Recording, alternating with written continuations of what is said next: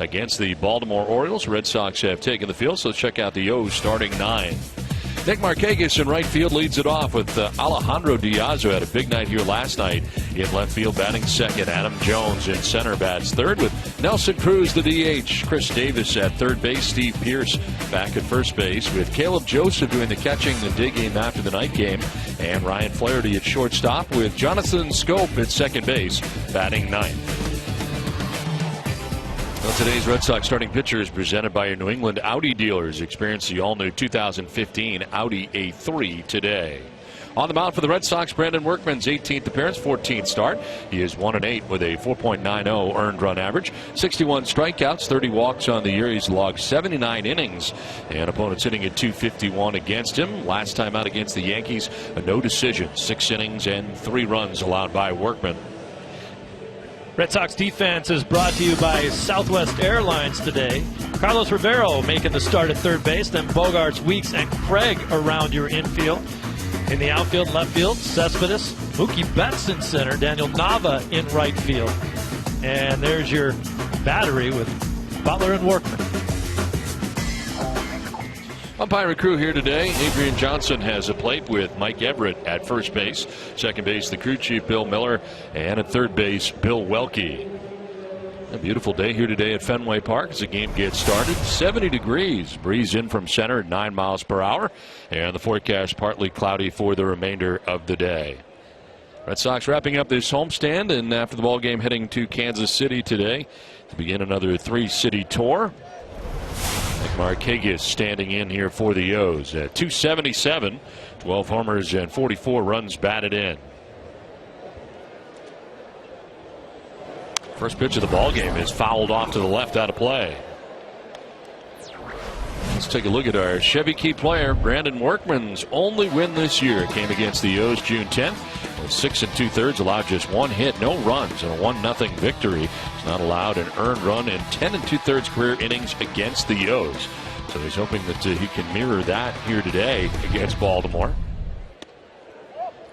I think the thing to keep your eye on with Workman today is the command and the velocity of that fastball. It's kind of his bread and butter pitch, but he has struggled with both at times this season.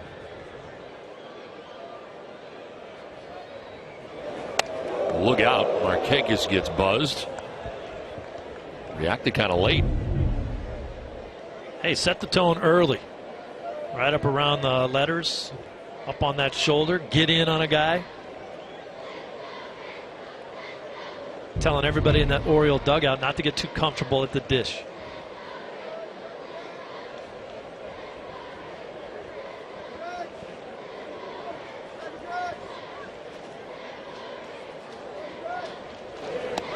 Outside, 3-1.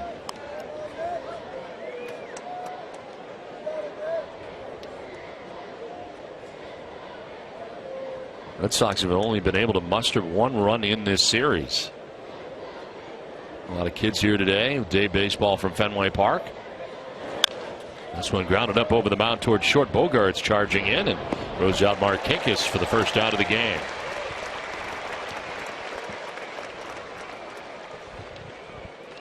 Well, fans, you can test your Red Sox IQ right now with the MLB Preplay mobile app. Download for free and start predicting every at-bat of every Red Sox game all season long. Today, Preplay predicts Brandon Workman will go 6 innings, allow 3 runs, 6 hits, 2 walks, and strike out 5. Those aren't bad numbers. That's not a bad line for Workman. Occasionally you see that Preplay, and you're wondering if the starting pitcher wants to wring the guy's neck who's running those numbers out there. It's like, I'm going to have a better day than that. Well, so far we haven't had anybody go like an inning in the third with 7 hits, 7 runs. Nothing like that so far. They've been nice. Yeah, for the most part they've been quality starts. 1 down for Alejandro Diaz. And a big night last night. 2 home runs in the game. A 2-run shot, solo shot, and now has 7 on the year with his new team. Coming over from the Chicago White Sox. Head 2-0. Workman frustrated with that last delivery. 5-game hitting streak coming in for Diaz. The Orioles having as good a season as they can have. I think they've overachieved, and they have continued to go out there and add pieces to their puzzle to make sure that they're a good playoff team.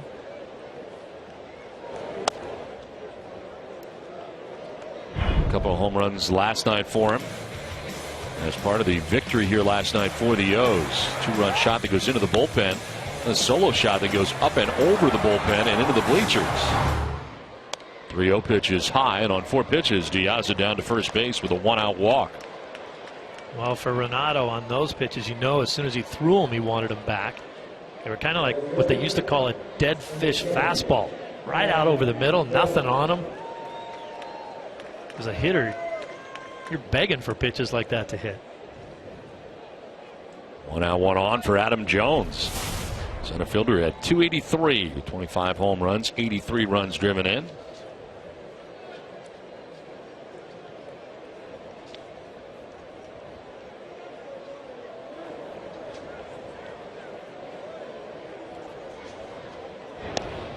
Jones just 1 for 9 in the series against Boston as they check on Diaz at first base.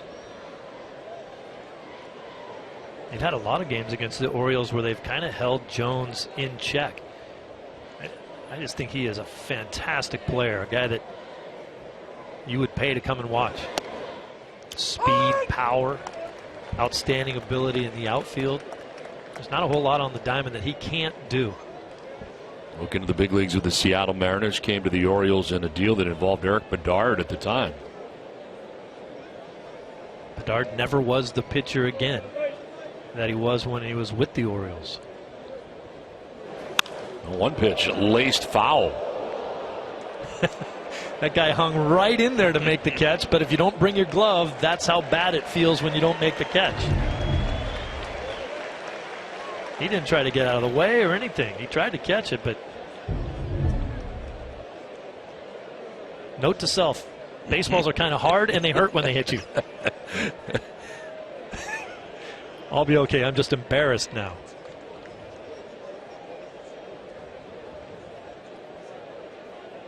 One out, 1-on. Jones down to the count 0-2. Workman shaking off virtually everything that he throws. Butler's inventing fingers to put down now.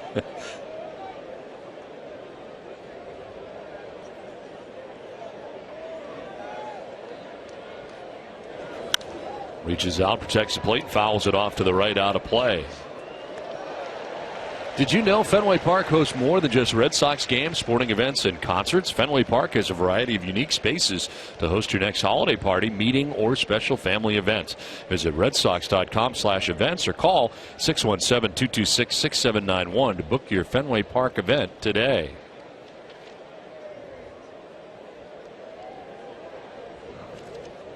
I, in fact, know a very nice couple that actually want to get married here at Fenway Park. A lot of people do.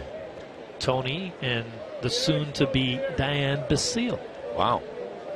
Are thinking about having their wedding here. That would be awesome, wouldn't it? Yeah, a lot of different places around Fenway here where you can have an event like that. Yeah. They offer a bunch of different packages. The 0-2 pitch is in the air to center field. Mookie Betts going back, still going. And he'll reel it in just shy of the warning track. Back to first base goes Diaz with now 2 outs in the inning. Very nice reaction by Betts, and you even see Jones looking out there saying, yep, that's the way a center fielder is supposed to go back on a ball. And remember, we've been spoiled all season long by JBJ out there in center field, one of the best defensive center fielders I've seen in a long time. So anybody else out there by comparison might not look as good, but Betts has held his own. Are you surprised by how easily he has transformed himself from a second baseman to a center fielder? I think it would be harder to go the other way. Really? But absolutely, yeah, it would be tougher to be a center fielder, and they say, guess what, you're playing second base. But yes, I mean, he's an excellent athlete, and I think he's picked it up very, very quickly. Center field, to me, is the easiest outfield position to play, and that ball that he just had to handle is the toughest ball a center fielder will have, the one hit right at him. Almost any other ball hit, you can get a great angle, maybe a better angle than anyone else on the field to chase it down. First base umpire Mike Everett said he didn't offer. He's hearing it from the Red Sox dugout.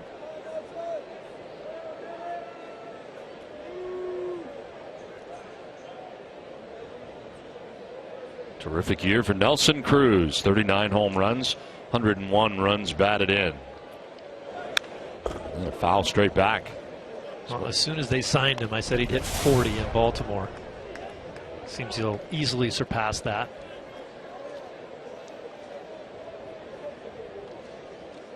Heck, you'd hit 17 in Baltimore. Nah, I'd barely be scratching double figures. 9. Oh, look at the jump. Here's Diaza, who can walk into second base. He was halfway there when the ball was headed in. Wow. I mean, that's the kind of jump you get as a base stealer, where you get such a great jump, you scare yourself and stop. He didn't stop. He had 5 steps before Workman even delivered the ball. Wow. 3-1 pitch, foul back above us. And a full count down for Nelson Cruz.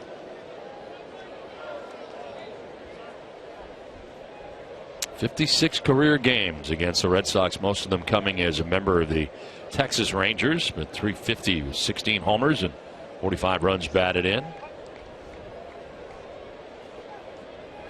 First in home runs, tied for second in RBIs. Mike Trout with 103, leading the American League in RBIs. Better get this to the outer half of the plate.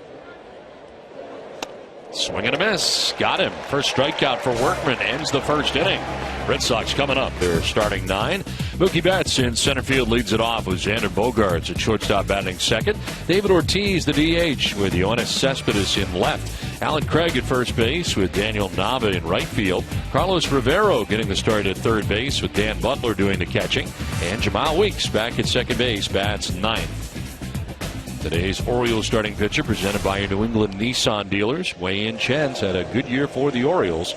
28 start. He's 14-4 with a 3.69 earned run average. 119 Ks. Opponent sitting at 271 against Chen. Against the Red Sox back on June 11th. 7 shutout innings with 7 strikeouts along the way. Mookie Betts leading it off and taking strike 1. A little bit of a different look to the top of the order without Brock Holt. Betts and Bogaerts. High fly ball to left field. Diaza shading his eyes from the sun as he comes in to make the catch for the first out. Defensively for the Orioles, around the infield, you're looking at Davis, the opposite side of the infield, playing third base. Flaherty's the shortstop. Scope and Pierce round out the infield, and then Diaza, Jones, Markakis, those guys can all run it down. And then Caleb Joseph behind the plate, catching Chen today. 1 out here in the bottom of the first inning. Xander Bogaerts the batter. He'll carve it foul, backing out of play. Xander moving up the lineup to the 2 spot in this new look Red Sox order. Mookie Betts had a pitch to hit and just got under it in that first at bat.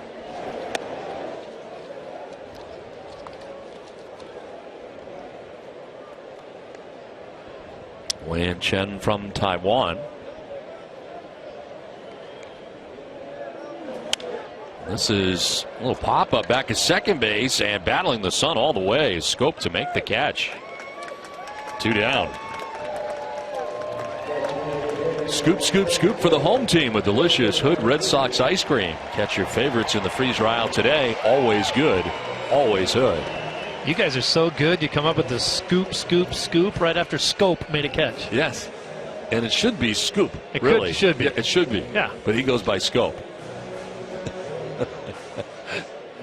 Well, he should just change it. 2 down here in the first inning. David Ortiz at 261. 32 homers. 98 runs batted in. He probably had a couple of big chances here last night.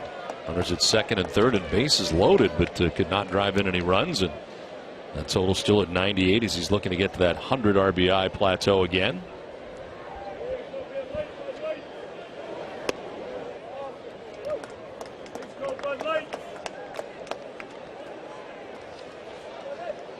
Of course, the shift again on Ortiz, but look at the way the guys in right field are almost in a straight line. All the way into the right field seats almost. Not a great swing there for David, and a pitch down and away. 2-1. Dealing with Wei-Yin Chen. Chen has lost twice in his last 20 starts. There's the line you're talking about. They're staggered. If the Orioles could put more guys on the field, they'd probably just put them over there too. In there for a strike. David didn't like it. You can see why, where it ended up. And when you're as good a hitter as David Ortiz is, many times if you don't swing the bat, it's not a strike. And neither was that one.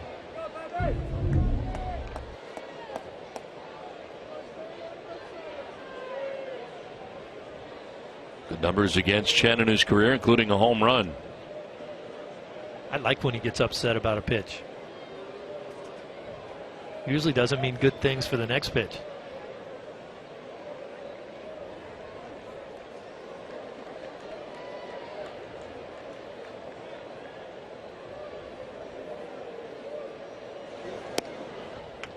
Outside and low. Chen losing just twice in his last 20 starts since May the 9th. 11-2 the last 20 starts for him. Walked a total of 23 hitters over that stretch. Fourth best walks to strikeouts ratio as this is fouled back. Do it again, 3-2. Well, everybody all season long said the Orioles cannot stay at the top of the division because they don't have the pitching to do it. And for the first couple months of the season, they weren't very good. But you talk to anyone around the Orioles organization right now, and they say June 1st, almost every guy in their starting rotation turned it around. Ortiz turns this around. It's a fly ball out to the triangle area. Jones going back into the triangle to make the catch. Wrong spot of the ballpark here at Fenway Park, back by the 4:20 marker. Scoreless from Fenway. Is Brock Holt as far as the number of different positions that he's been able to move to and be successful at, like he's been there before when he hasn't. Yeah, I agree with you too. I think maybe on a prolonged basis, he's been the guy who's been the most fun to watch. And no knock on Brock Holt whatsoever, because I think he's been a fantastic player. But in that grouping, he may have the least amount of raw talent of the four guys you're talking about. But he has done his job. He busts his tail every day. A way better player than people give him credit for. And the other guys have come up here and been much more heralded as athletes and ball players and potential. Yeah. Than he ever was. That's to me where it becomes a surprise, because to me he is the biggest surprise. I mean, Mookie Betts we'd heard about, and of course started the year AA, AAA, and we knew about Xander last year, and we've seen Vasquez in spring training, know what he can do. Striking out to begin the inning is Chris Davis, his second strikeout for Workman here, and he ended up closing the first by striking out Cruz. He opens up the second by getting Davis. Good pitch, tough pitch to throw right there. That slider down and into the lefty. If you leave that out over the plate a little bit, it tends to get hit hard. You've got to put that placement on the back leg. One down here in the second inning for Steve Pearce.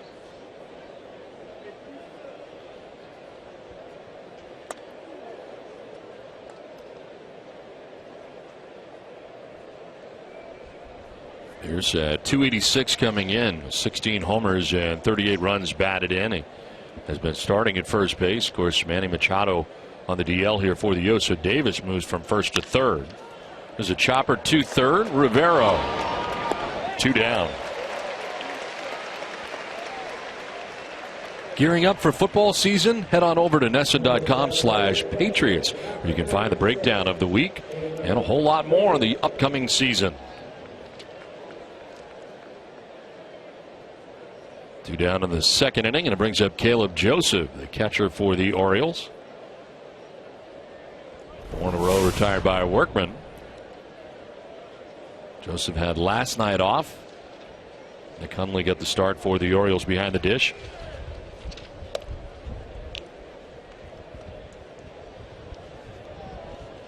I like Joseph's bat. That's a pretty bat. I thought you liked the way he hit. You just like his bat? No, yeah. I mean, come on, he's a 230 hitter. I had a nice conversation with him about kind of finding his way back there, finally getting a chance to catch a little bit more, getting to know the pitcher. But look at it, his bat. I don't know if you can really see the color. It's like kind of looks like a black cherry Tootsie Roll pop or something like that. That looks good. I don't know if he can hit with it. This is grounded foul. It's got a lot of pine tar in the middle of it, but I mean, look at the coloring of the finish of his bat. Oh yeah, That's that is nice. Very nice. It's like two-toned. Yeah. The bottom and the top, two different colors. But it's not going to work. It doesn't work for him. No, It's got a hole in it. How many licks does it take to get?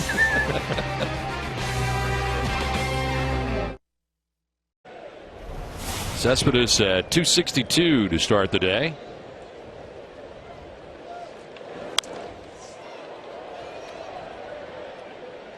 Well, certainly when they made the deal for this guy, they wanted to get him in here, see how he'd react to playing in Fenway, not only defensively but also as an offensive force. And I think he's answered some questions, don't you think?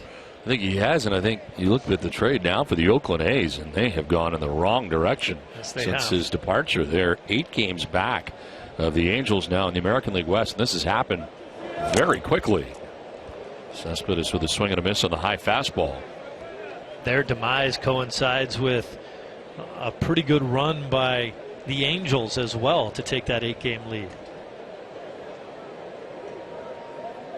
Oakland still in good shape in the wild card race. The season were to end today, but not the case in the West.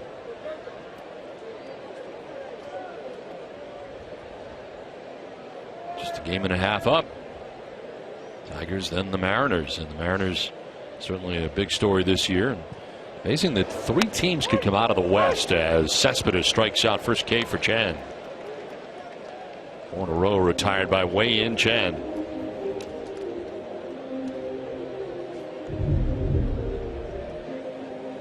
Just kind of a hanging slider right there that just fooled Cespedes a little bit. Wasn't able to pull the trigger. It was a pretty good pitch to hit. 1 down here in the second inning, and it brings up Alan Craig.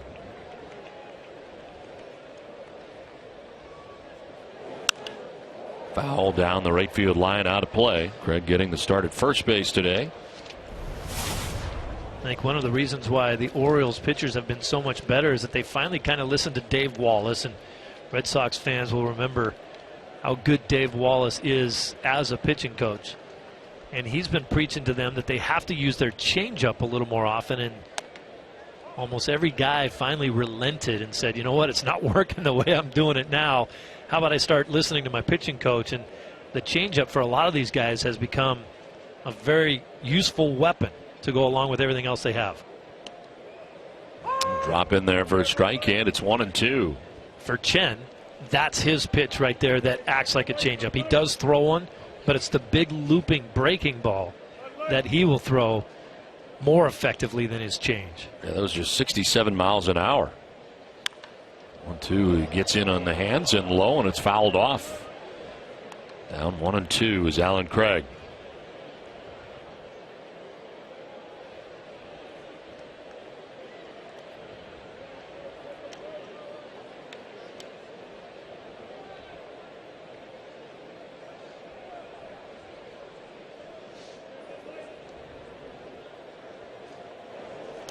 And a swing and a miss for strike 3. Back-to-back strikeouts for Chen, 2 down.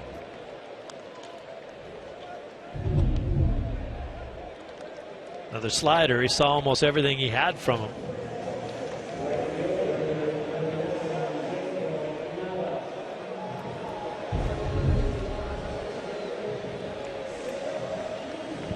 Two down for Daniel Nava. Right fielder today. Nava totes a .265 average coming in. Chen has retired the first 5 Red Sox that he's faced in the game.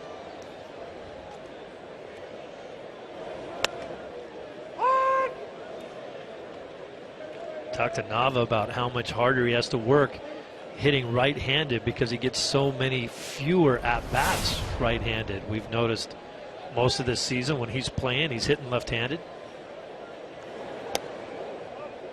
Tough to stay sharp as a right-handed hitter. And then when your numbers don't look as good right-handed, they say, oh, he's not a very good right-handed hitter. It's kind of a vicious circle that just keeps going. Or would that be cycle? Circle or cycle? I think cycle. Okay, thanks. I would go with cycle, but circle could work too, I think. It just keeps coming around It at just you. keeps going around at you. And in a Cycle circle. and a circle almost similar.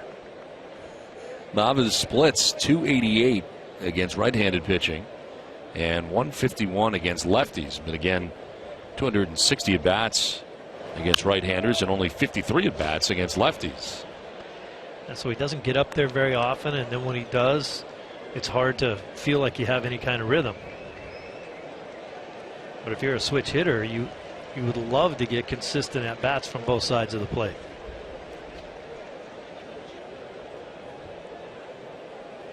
And from a power standpoint, all of his home runs, not a lot, there are 3, have come when he's on the left side. It's a ground ball this time to Flaherty at shortstop. And Chen has a 1-2-3 second inning. We are through 2 without a score from the Fens. Yeah, and all 3 of us, really. And me during the week, and of course Sherry in the morning and Sarah on the weekends. And we're really, I guess. This will go down to third base. A lot of spin on it. The throw is not in time. That's a bummer. Well, you know, I didn't realize how intense it was. Dave needs weather minute by minute sometimes to make calls on the games. And I was saying in the pregame show earlier that the most harrowing thing in my career is to have Dave Mellor call me, put me on speakerphone and say, hey, I'm here with the umpires. And we need to talk about this rain. What? The umpires? Are you kidding me? So that's a little nerve-wracking. Being on TV is nothing, but talking to umpires, that blows me away. These days, do you have to be a meteorologist in order to do your job? Certainly in New England. Yeah. And it's become more and more around the country. You see more entertainers getting into the business, and a lot of them will do weather as a way into the business. That certainly was that way back in the beginning of TV. But now, here in New England, it's just too important. Yeah. I mean, if you don't know your stuff, people are going to see that right away. I mean, I've been living in L.A. for the last 15 years, and they wake up every morning going, sunny. 75. Yeah, it's going to be good. Yeah, you do not need to be a meteorologist to be a weather person in L.A., that's for sure. Is Dallas Rain still out there? Oh, yeah. Yeah. You got to change My your favorite. name. You got to come up with it. It was Johnny Mountain, Dallas Rains. You got to come up with. You got to be Billy Hurricane or something.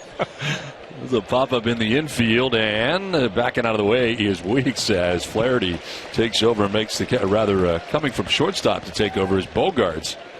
Billy Hurricane? Yeah, something like that. You know what? You know who loves weather and should have been a meteorologist is TC. Tom Caron loves weather. Loves it. Really? Yes, He's into weather? Yes, he loves it. He knows everything. I can't remember the phrase he was using all the time.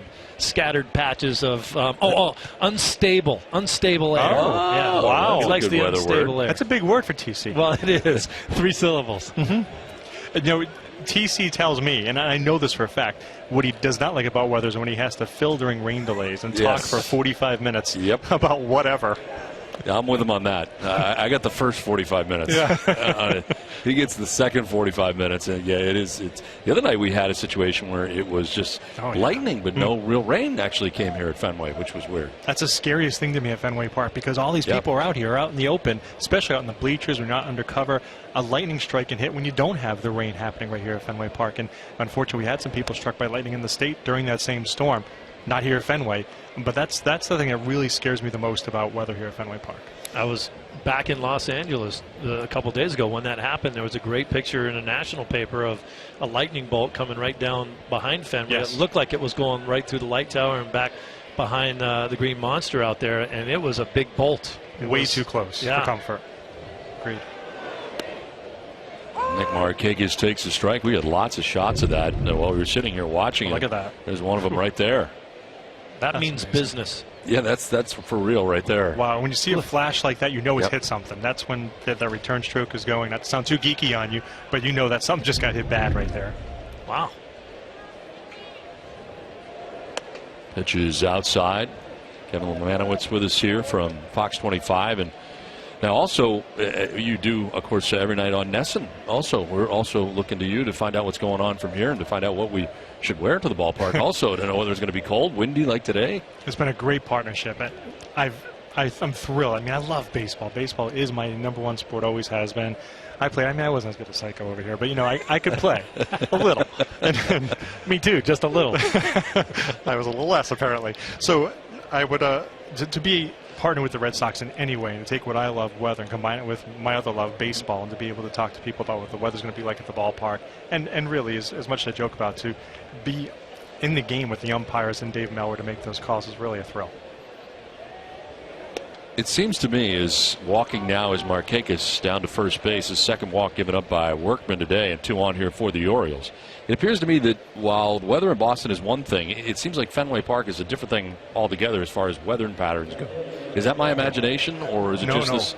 You could definitely see that. You can watch the flags here, and you can see how they blow in different directions at different levels of the field. You get the flags right now look like they're both blowing at the same place, but you get, especially with situations with thunderstorms nearby, you get those kind of swirling winds, and at lower levels down the ball field level, it can be different than up above around the Green Monsters. You get a high fly ball, can really be taken in different directions. And it used to be, and you may remember back in the day when it was all glassed in back here, the players would talk about how it changed the wind dynamics. Well, Boggs used to talk about it. Well, yeah. He didn't like the fact that one person the wall.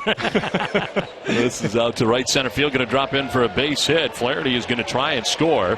Throw from Nava will be cut off, and the Orioles take a 1-0 lead. RBI single for Alejandro Diaz. He keeps it going here for the O's. Well, watch for location of where this pitch is and what it is. That ball pretty much, it's a hitter's paradise. If you're a left-handed hitter, they all like the ball down and in, and he just shoots it into right field here. Nava doesn't really have a chance to come up throwing here, but he makes sure he hits the cutoff man so nobody else advances to the extra bases. So nice job defensively by him. Is that because he's running this way that he couldn't come up throwing toward home plate? Yeah, and the ball wasn't hit all that hard. I mean, he's running to his right. He doesn't get there in time to throw a guy out. Plus, he doesn't have as much on his throw. He's kind of running away from where he has to throw the ball. So it's just there are many times in a game where a base hit to right field is just supposed to score a run. You're not going to be able to throw him out. Gotcha. Here is Adam Jones with 2 on, 1 out of the inning, and a run in here for the Orioles as they strike first. Jones flied out to center field in the first inning. And he lines one, a fair ball down the left field line into the corner. Round from second base comes Markakis. He will score. Diaz right in behind him. Throw from Bogaerts to the plate will be late. 2 more runs in for the O's, and they take a 3-0 lead against Brandon Workman. A 2-run double for Adam Jones into that left field corner. This is where Workman has had his problems. It's almost like the opposing team can start to smell it when he's not got his good location. Gives up the base hit to Diaz, then right away comes right back with a pitch that just kind of hangs out over the middle of the plate. And for a guy like Jones, we talked about how good a player he is. He's not going to miss pitches like that. Just smokes it down for a double and a couple RBIs. And it brings up Nelson Cruz with 3 runs in now for the O's. Okay, well, we know that what's going on here today is a beautiful day, but my question is, what can we expect this winter? Can you look further on? Is this going to be big snowy winter? What do we got ahead, you think? No idea. No clue. He's a meteorologist, not a magician. I want to know. I want answers, Kevin. Look, meteorologists deal with day-to-day weather. When you're looking long range like that, we can look at patterns, and we've been stuck in the same kind of coolish pattern. Even though summer was fine, it was cool compared to last summer, for instance. We've been in that same way since last winter. Deep third base. Rivera looks the runner back, and the throw cannot be dug out on the other side by Craig. And this tough inning continues for the Red Sox. E5 charged to Rivera. Well, no reason to hurry a play like that. A lot of times if you're a third baseman, when you throw on the ball in the dirt, it's because you tried to hurry it and throw it too hard. He had plenty of time. He just kind of nonchalanted it over there, and then Craig can't dig it out. You got to get some air under that one and get it all the way in the air. So you can't tell me whether or not I'm going to be shoveling all winter. I can yes, tell you will. Come on. Of course. It is Boston. I can tell you that if we kept the same pattern that we're in, we've been in for 2/3 of a year now, then, yeah, we'd be cold again, and that would lead to some snow, clearly. But that pattern can shift. I don't see that coming. It looks like we're stuck in this for a while. So all signs point toward a cold and snowy winter at this point, but ask me in another 2 months. All right, I'll check back with you. I will call you on this. Kevin, I'm sure. How long did it take you to get used to the whole? Because I'm assuming you use the green screen. Yes. And then you're kind of watching a monitor over there, so you're doing everything off the monitor while you're being able to do this, and it's like, is it opposite what you see as you're seeing down here? It's kind of like, it's like shaving in the mirror. You know, you might poke your left eye. And it's exactly what it is. It takes a little getting used to. Now it's second nature, of course. I've been doing this since in Boston for 18 years now, so it's second nature now. But it was kind of freaky. I did an internship back in college, and that was the first time I walked into a TV station and saw them doing that. I was like, I can't believe it. I remember when I was a kid that you drew on the maps, and there were magic markers involved. Dr. Steve Lyons, big weather guy, right? Wasn't he at the Weather Channel? That's really? Right. Oh, yeah. Wow, your namesake. Yeah, not me. Not related. He's a bald guy, He's like completely bald, but he was a big time weather guy. I believe at the Weather Channel, and sometimes people look me up and they're like, "Hey, is that you?" No. Popped up, back goes Rivero, and he over the shoulder tried to make the catch, could not, and everybody's going to be safe. Base is now loaded for the Orioles. It is a base hit for Chris Davis, just out of the reach of Rivero. We're seeing some ugly things go on in this inning right here. You can see because of the shift that's put on, Bogaerts is nowhere near being able to make a play, so that means Rivero has to go out pretty much like a wide receiver running a post pattern, hoping to catch that ball over his shoulder. With the sun today in the day game, that's a much more difficult play to make. And even though that's a really hard play, it just looked bad that he didn't make it. So bases loaded, one down, and Steve Pearce, the batter. Pearce in this game has already grounded out to third base.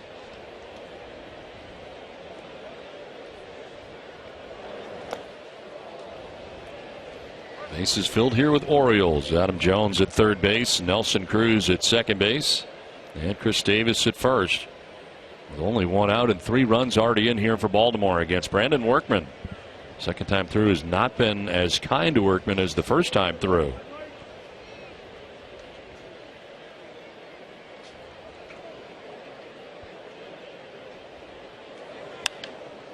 Popped up foul off to the right, out of play.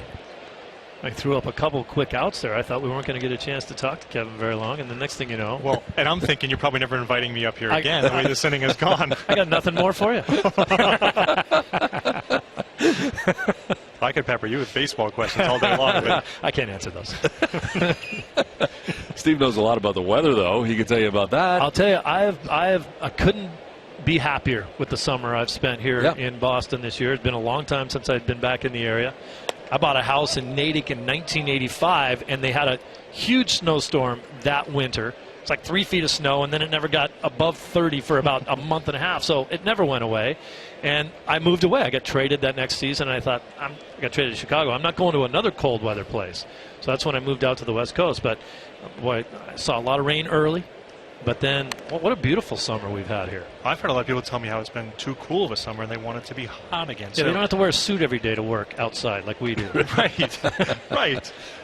I'm with you. It's actually been an average numbers show. It's been an average summer. This is what's supposed to be in Boston in the summertime. It's just that we're used to hotter summers in recent years, and it just wasn't that way this year. Workman trying to work his way out of this jam here in the inning. Pearce will take a pitch inside. So now I can put, this is interesting because I didn't know this. I knew we were partners, but I did not know that the David Meller, the head of grounds here at Fenway Park, was in touch with you. This is good to know now. Now we know what's going on here at Fenway. We now know where it's coming from. In touch with me all the time.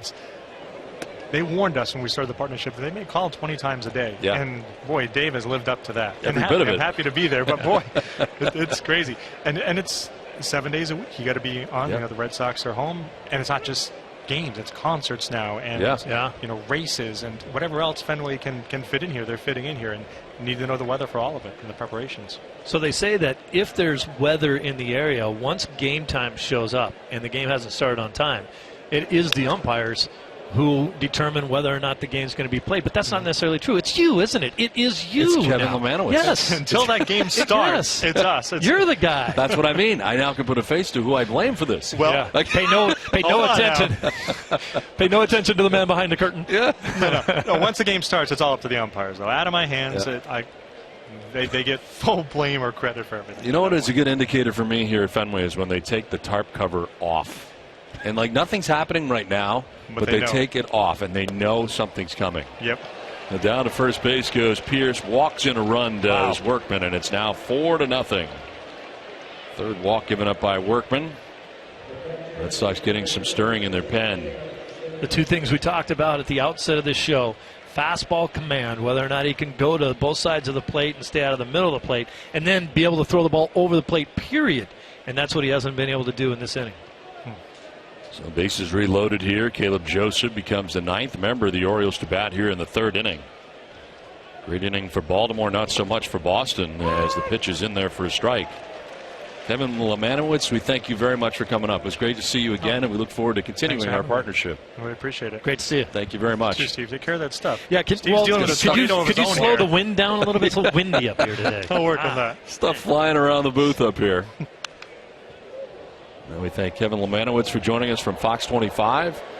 As the Red Sox here having a tough inning in this top of the 3rd, now trailing 4-0. Workman trying to get out of the inning. Still only got 1 out.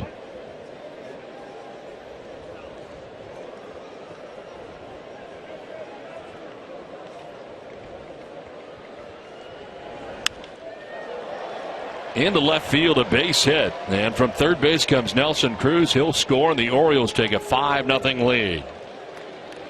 So hits keep coming here for the O's. This time Caleb Joseph picks up his 26th RBI of the year. Well, there have been times where you feel like a guy's got to get out of there. That's really not that bad a pitch. Pretty good break to it. It was down and away from Joseph, and he was able to go out there. So when it rains, it pours every once in a while. You make some bad pitches, and they get hit, and you make some good pitches, and they get hit too. You don't know what to do. Like my weather announcement? Yeah, I was. You wanted to let it go, didn't you? Into right field for a base hit, and from third comes Davis. Behind Davis, Steve Pierce will stop, but they've got a runner hung up. And we'll see if they get anybody out of this, and they do. Out at second base. So Caleb Joseph running into the out, as it turns out. 6th run comes in for the O's. Little confusion there at third base as to whether or not to send the runner, and they couldn't send the runner because he got a lousy jump on that ball hit to right field. A little hesitation. No way you can try to score on that. And so now you get Joseph hung up because he actually did have a good jump. Thought he was going to be going to third base. Hit and an RBI for Ryan Flaherty, who's now 2 for 2 in the game. Bogart said, throw it to me. I'll tag him. Ooh, swing and a miss for Scope. Big cut there.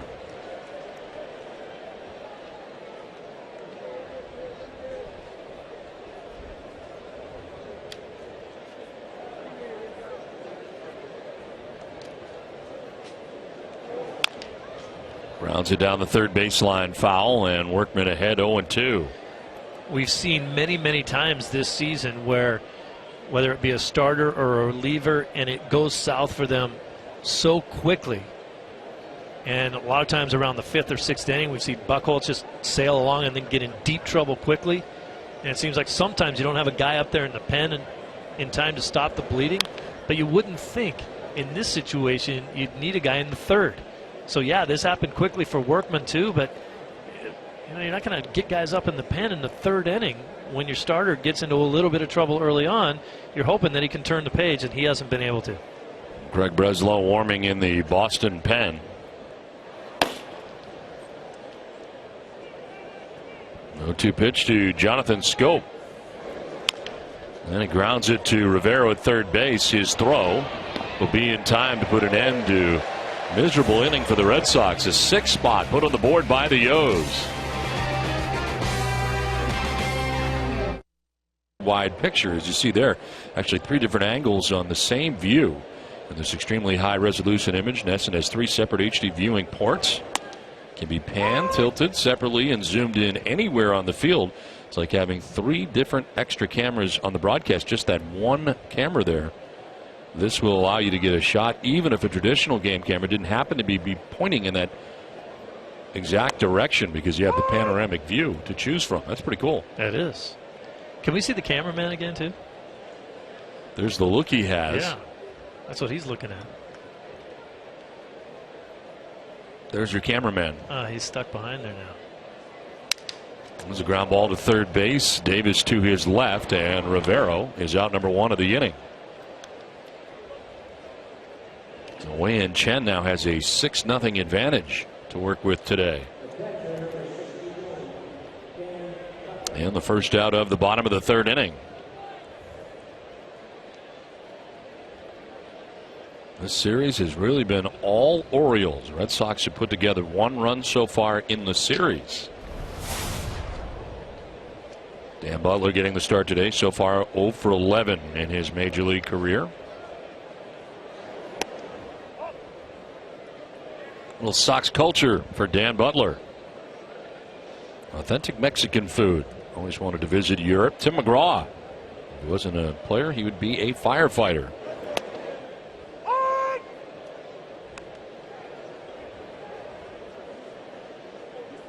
I'm not sure if I know the difference between authentic Mexican food and the counterfeit kind. Have you spent any time in Mexico? Very little. Okay. I didn't know if you were there for winter ball or anything else. That was one of the places I missed. Venezuela, Puerto Rico, Colombia. No Mexico.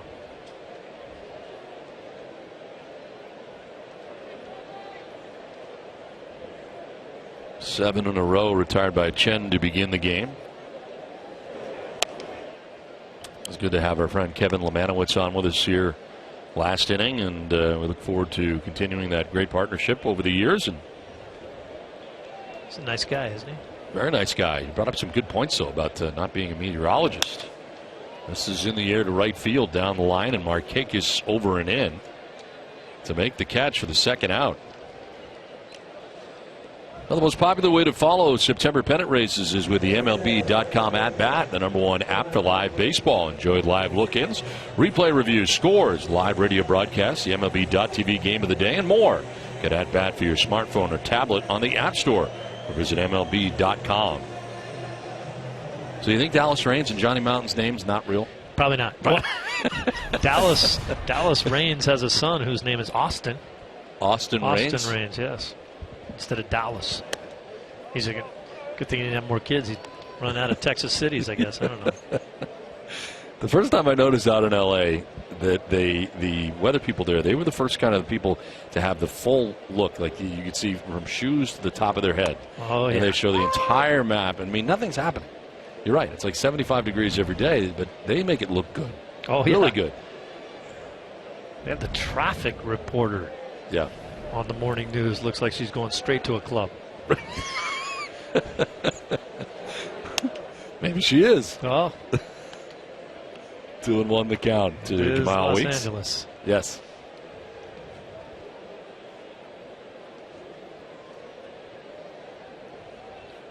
Two strikeouts today for Wei-Yin Chen. Weeks getting back-to-back starts at second base. Close pitches. And he falls behind 3-1.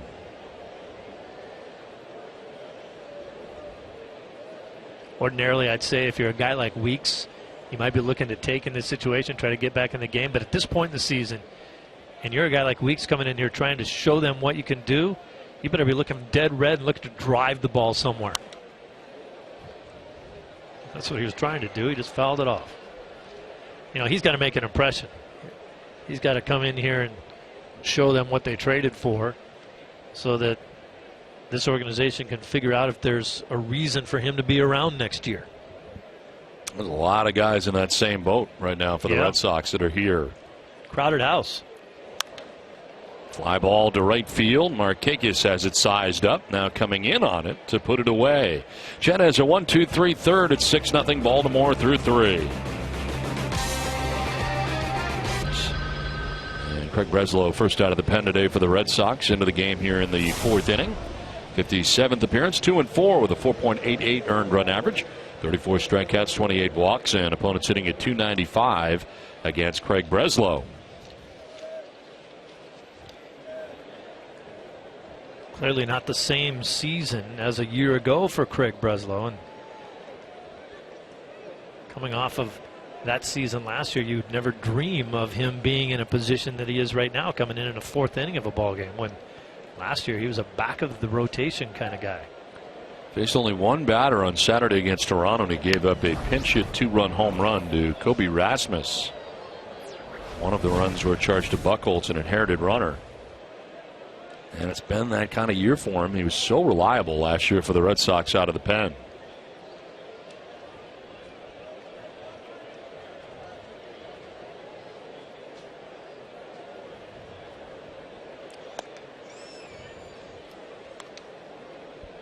Nick Markakis, Alejandro Diaz, and Adam Jones here in the fourth inning.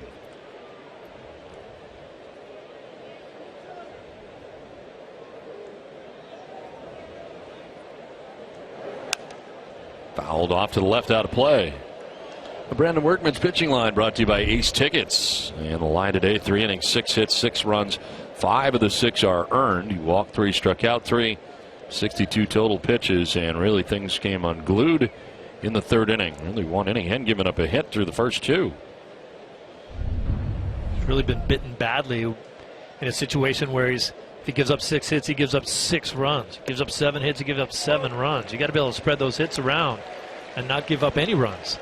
That's what Chen does so well for the Orioles.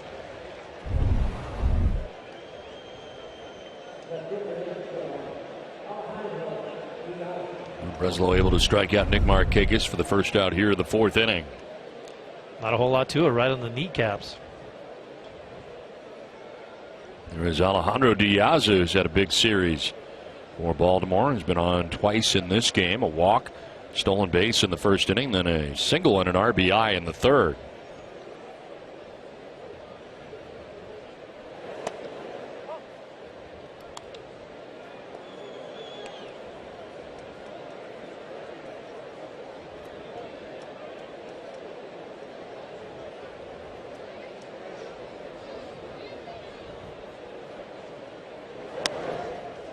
Punched at it, according to home plate umpire Adrian Johnson.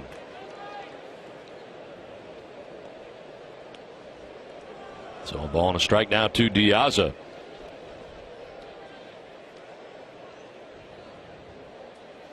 Diaz 3 for 4 last night. Came into today's game 4 for 8. A walk and an RBI single in this game today. In there for a strike, and it's a ball and 2 strikes.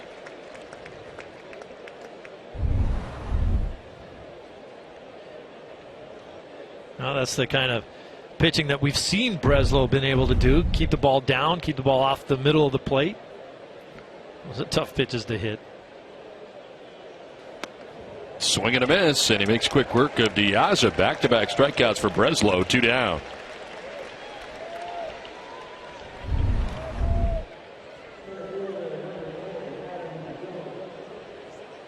Pretty good deception and velocity out of Breslow right there. 2 down here in the fourth inning, and it brings up Adam Jones. He is flied out to center and doubled to drive in 2 runs in the second inning. RBIs 84 and 85 on the year for Jones.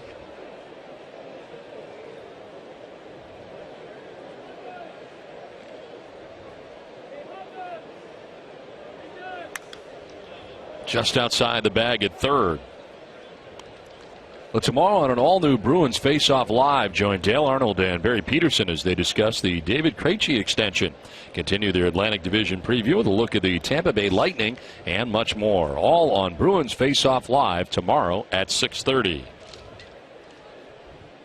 I think with the score of the game, you really have to keep the ball down and away from Jones. I think he's going to be looking to get the head out and pop one over the left field wall.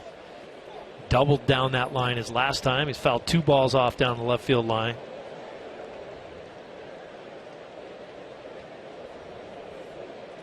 Figuring, what the heck, I'm in Fenway Park. We've got a 6-0 lead. I might as well try to hit one up into the monster seats.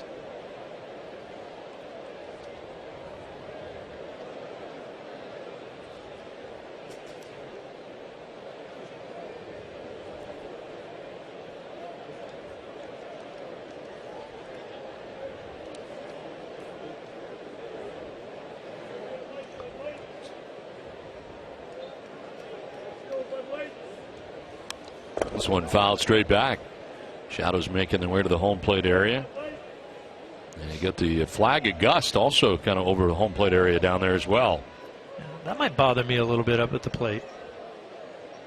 Kind of that flickering look. Obviously, your concentration is on the release point of the pitcher, but your peripheral can see that, except for now the sun just went behind a cloud. And now ruins our whole thing. Now he can hit better. It'll bounce in well short of the plate. A ball and 2 strikes.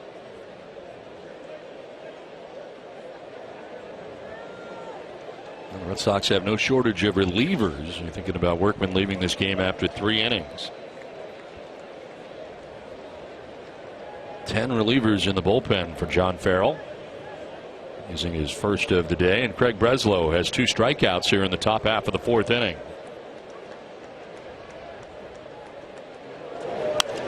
Jones will pop it up. That goes Craig and Weeks. Craig into foul ground is going to make the catch. That ends the inning. Breslow has 1, 2, 3, 4th. It's 6-0 Baltimore. Wei Yin Chen has retired all 9 Red Sox that he's faced in the game, and 2 by way of the K. I think Red Sox fans at a certain point during the season had to realize that they were going to see a lot of this type of baseball down the stretch after the Red Sox had fallen out of the race and started calling up some of their younger players. Coming to a game these days here over the next month or so, you're coming to watch a guy like Mookie Betts, see what he can do. Coming to watch Xander Bogaerts improve, see what Cespedes has, and some of these other guys, some of the newer members of this club.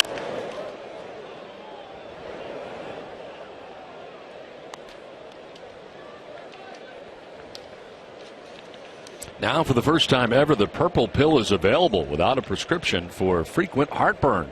Introducing Nexium 24 Hour. This is Nexium level protection.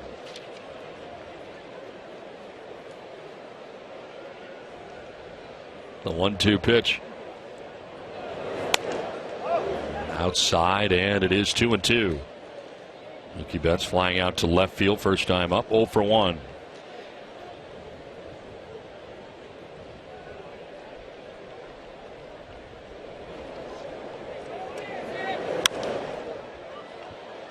Stays alive as he sprays it foul off to the right. Remember Gary Sheffield with the way he used to wrap his bat up around his head. Betts isn't anywhere near what Sheffield used to do, but he has a timing mechanism that he uses by kind of waggling that bat back and forth a couple of times while the pitch is on the way to get himself ready to hit. Remember the force in which Gary Sheffield would swing once he got it going. Very tough to stop it. Oh. He and Julio Franco, remember Julio Franco wrapped all the way up. You got to be a strong guy to do that kind of stuff. Mookie's just getting himself timed.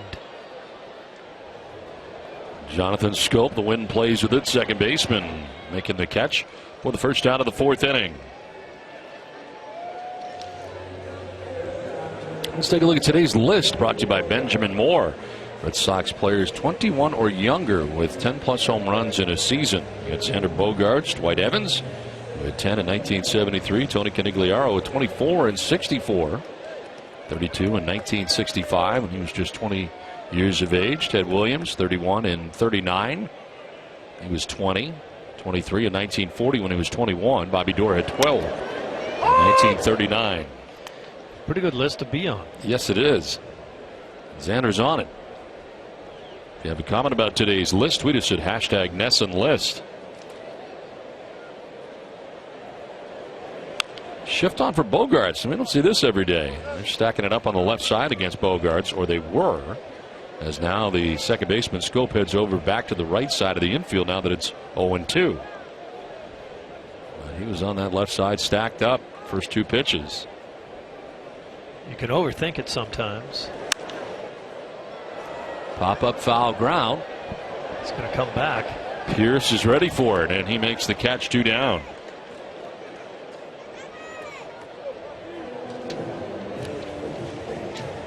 School is back in session, but specially priced Red Sox tickets for students are still available for every Sox game.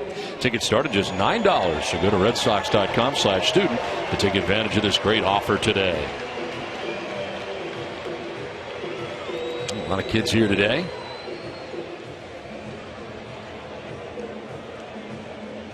Part of the weather education day here at Fenway Park, as we found out.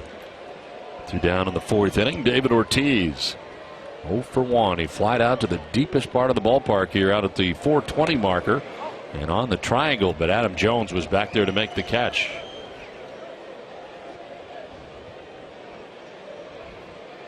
They're probably going to stay away from Ortiz. It'd be a good time for him to use that patented opposite field swing that he uses so well. Obviously, he has complained about the shift all season long. He feels like it takes about 40 hits a year away from him. You see everybody on that right side. Seems like that would make you think harder about going the other way. And he does it so well. On the ground, the shortstop flirting. Left side of the infield, throws him out and ends the. We want to take the remaining games in September and get his feet wet, and we're doing that. Now, certainly a very good outing last night for Matt Barnes in his first major league outing. Did not appear to be in awe of the situation at all, and it's cool to have his family here as well to watch it. Is certainly the highlight of last night's game for the Red Sox, and the future very well likely in the rotation in the future. Not yet, but it's a pretty good night for him last night. Well, it's nice to see a guy come up, and when you get the bright lights on the big stage, that you handle it and go out and continue to pitch the way you've pitched all season long. Not a nice season for him. Now, first round draft choice of the Red Sox, and a very good year for the Pawtucket Red Sox.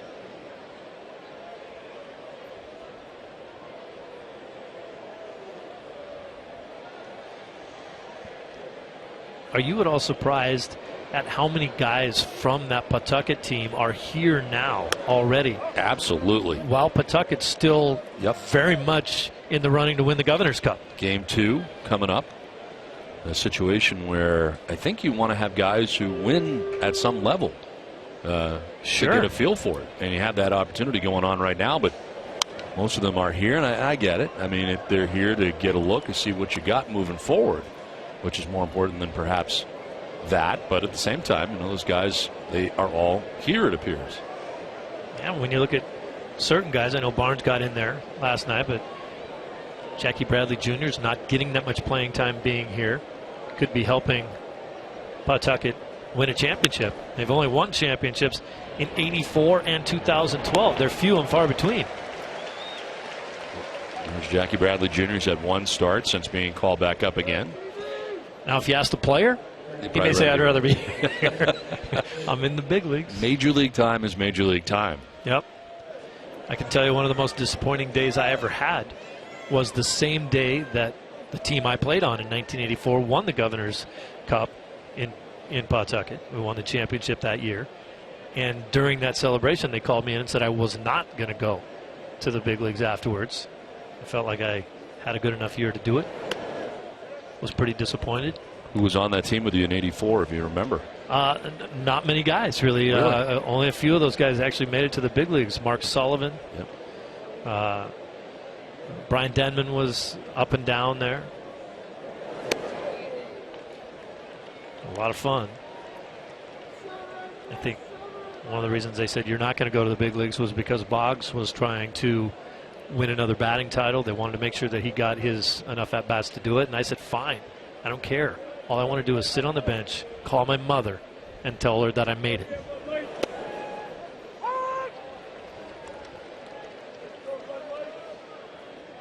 Now Chris Davis batting here with 1 down in the 5th inning.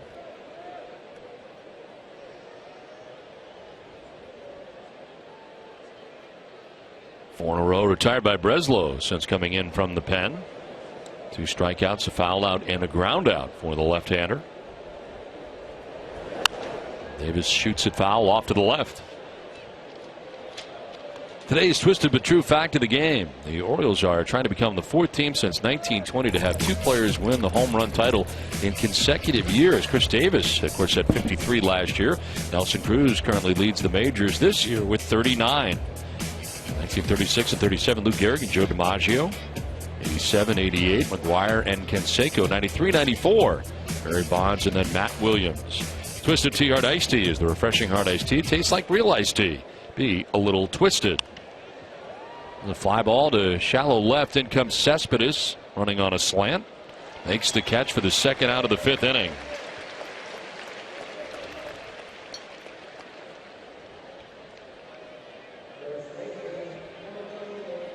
Two down for Steve Pearce. He was grounded out to third base and walked today. And just joining us, Brandon Workman. 3 innings, 6 hits, 6 runs, 5 earned. Walked 3, struck out 3, and Orioles getting all 6 of their runs in the same inning, the top half of the 3rd.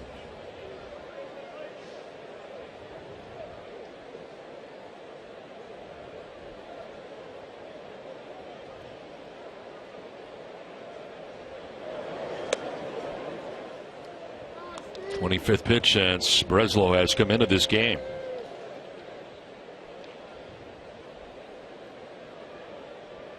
Red Sox losing 3 straight in 5 of their last 7 games.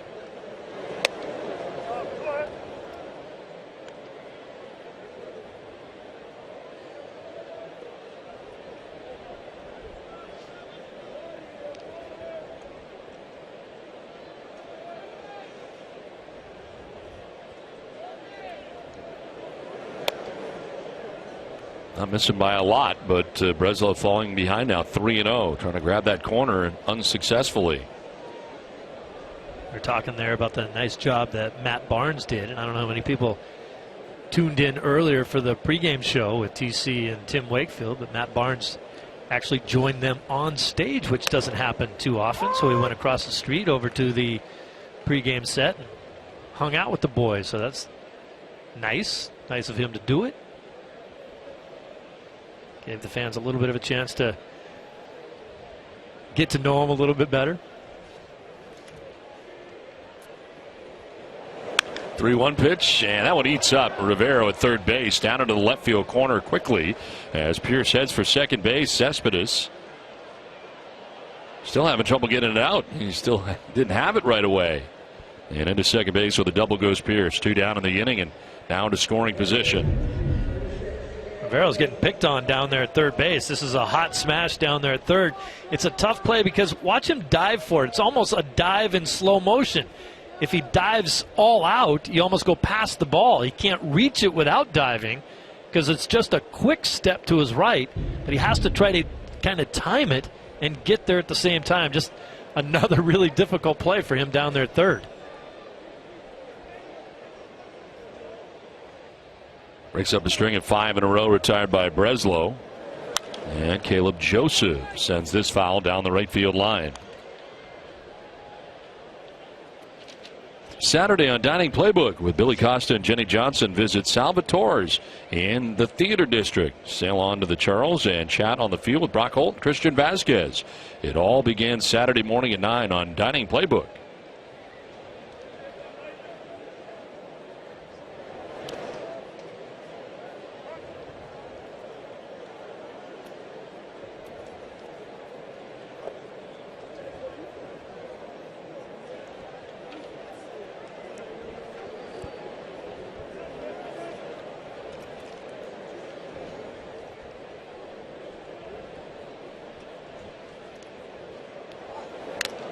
Top foul, and that sends Vasquez down to his knees.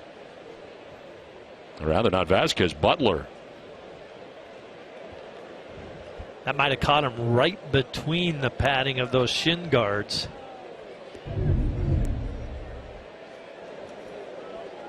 Yep, right up in between the pads, right at the point of the knee when you're bent over. That's not a lot of fun. Those things have to shift around and move, obviously, as the catcher moves, and there's little gaps in there that you can be a little bit more exposed.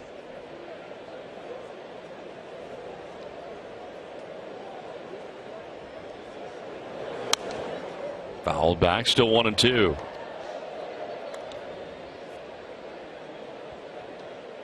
Caleb Joseph, a strikeout victim in the second inning. He went swinging and then had an RBI single as part of the big 6-run third inning for the O's.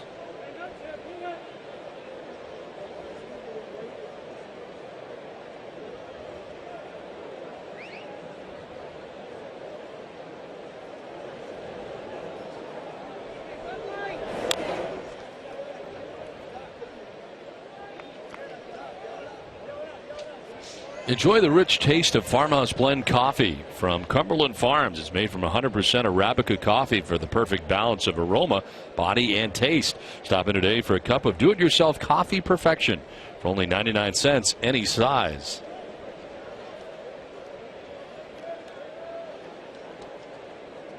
Two outs, Pierce at second base. Caleb Joseph down in the count, 1-2.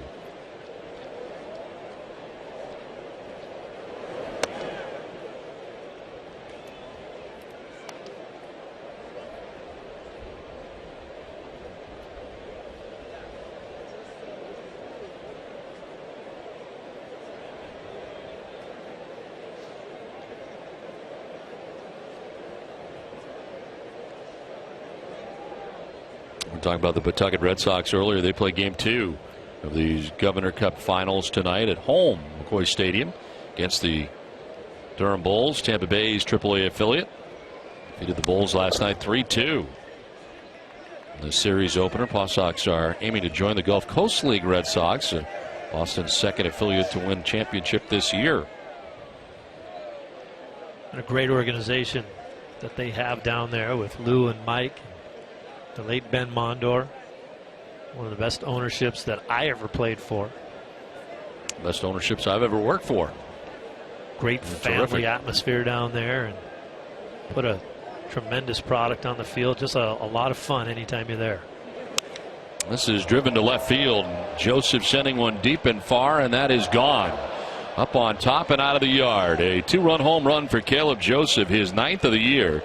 He's now being told by the umpiring crew that he can make his way around. It's 8-0 Baltimore. He wasn't entirely sure. It hit up on that shelf above the Green Monster, and a 2-run home run. Joseph fixed the hole in that lollipop bat, didn't he? Yes, he did. The pretty red bat hitting balls out of the ballpark.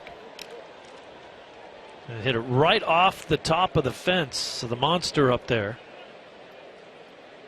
And back onto the field of play. It was kind of funny. He stood between first and second, staring at the second base umpire as the umpire was saying, "That's a home run," circling his finger, and he still didn't want to go into second base. So Breslow tagged again with another home run. He had given up a home run his last outing against Rasmus. And now, after retiring the first 5 Orioles he faces, gives up the double to Pierce and the home run to Joseph.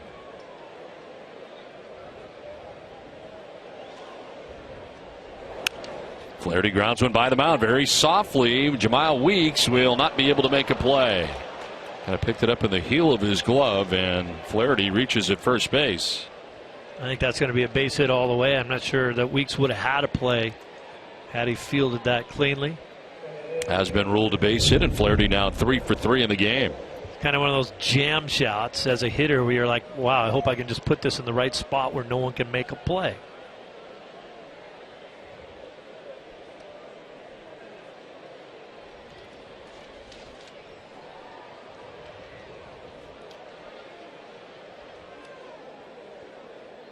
There's the vision from the 4K camera. One fouled back by Scope.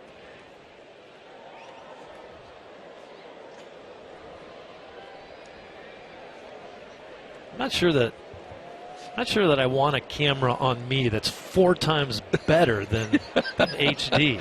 Well, we have enough on us. I think HD is one of the great inventions of all time for sports. It's terrible for announcers. Really bad. And it's great for sports. I mean, the actual game, it's awesome. But then people actually see what you look like. Yeah, oh, man, it's bad, really. It's like extreme really close-up. It's not pretty. Not good. It really isn't. Yeah. Especially, after after a late night. See, and all of this now in HD. Really bad. Really bad. Oh, man. Yeah. Go away. And then they put a camera right in the booth, right in your grill, right here. Yeah, that's very close. That is extreme close-up. Good thing it's on your side. On the ground, foul outside of third, and we'll do it again, 0-2.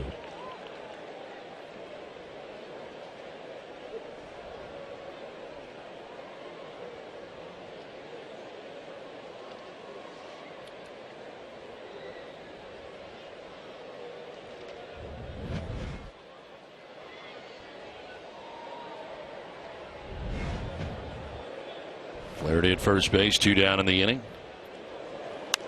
And a foul off to the right, out of play.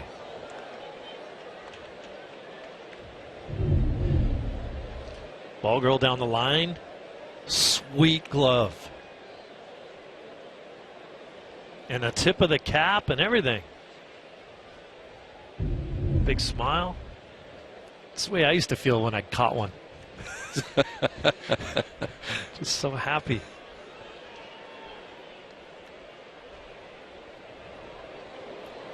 Scope swings and misses, and Breslow strikes him out to end the inning.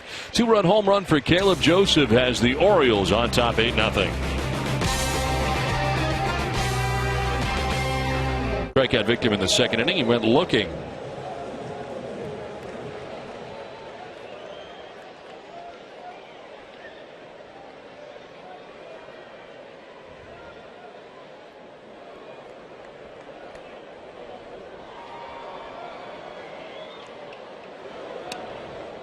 Strike over the inside corner.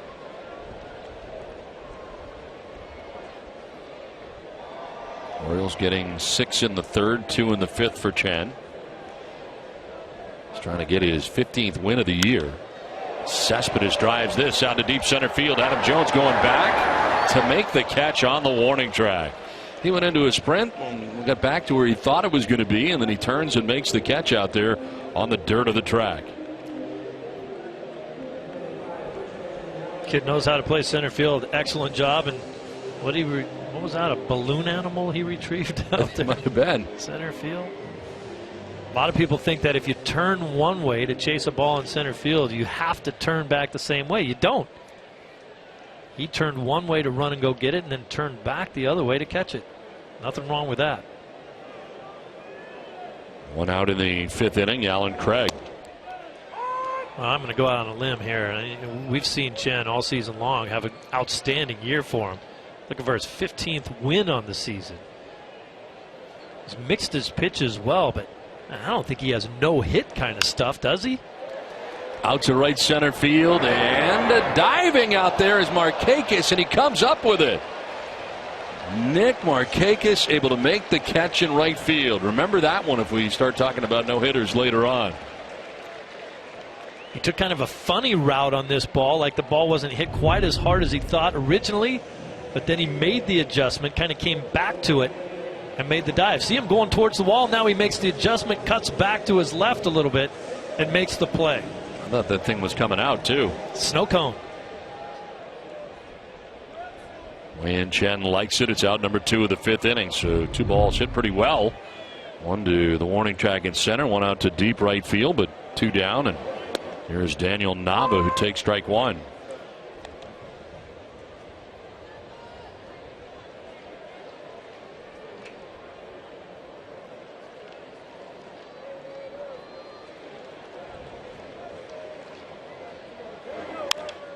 To center field. Back goes Jones again, and this one an easier try as he makes the catch. It ends the inning.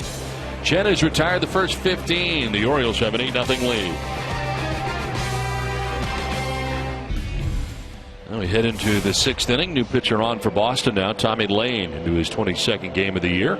2-1 with a 1.15 earned run average. 15 2/3 innings, 10 Ks to 7 walks, and opponent's hitting at 173 against Lane.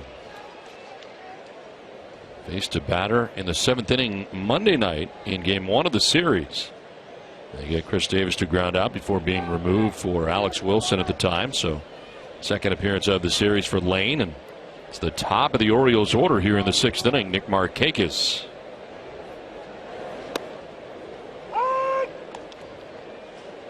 Now you look at that upcoming series there in Kansas City with Hendricks going for the Royals, a guy who hasn't had that much experience out there. I mean, big start for him, especially.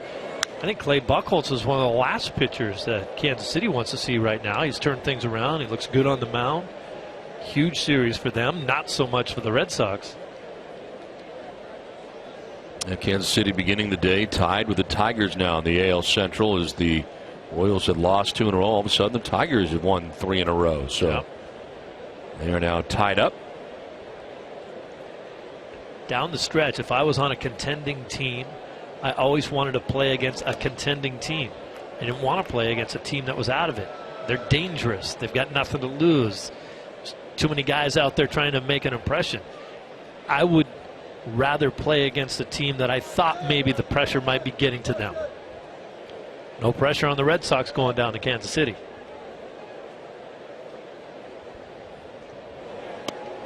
Strike 3 call. Markakis is rung up as Tommy Lane strikes him out.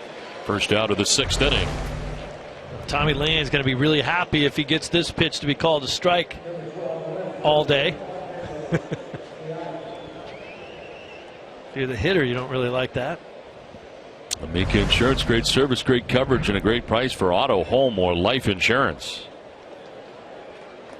One out in the 6th inning, and it brings up Alejandro Diaz, who has walked, singled, and struck out. His single in the 3rd produced his 35th RBI of the year.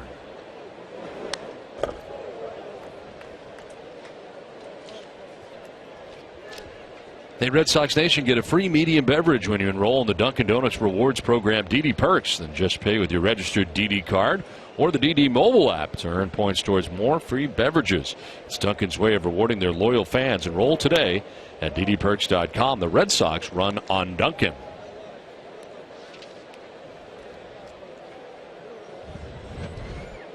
One out, a ball and a strike here to Alejandro Diaz.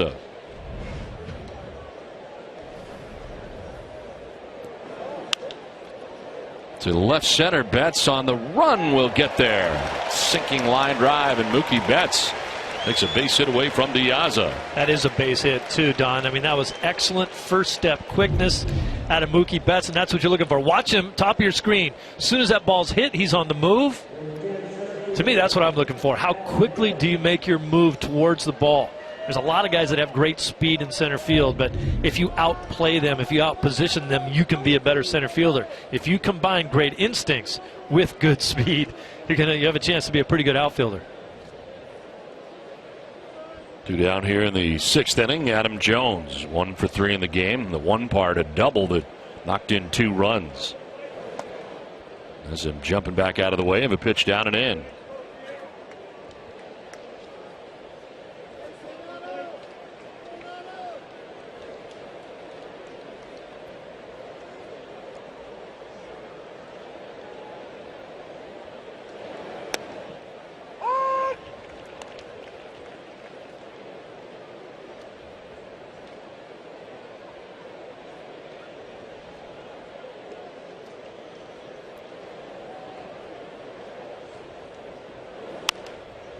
Down the right field line, foul just above the tarp area. Beth Israel Deaconess Medical Center, the official hospital of the Boston Red Sox, now offers walk-in urgent care in Chestnut Hill. It's open 10 hours a day for minor emergencies. For more information, go to bidmc.org/Chestnut Hill.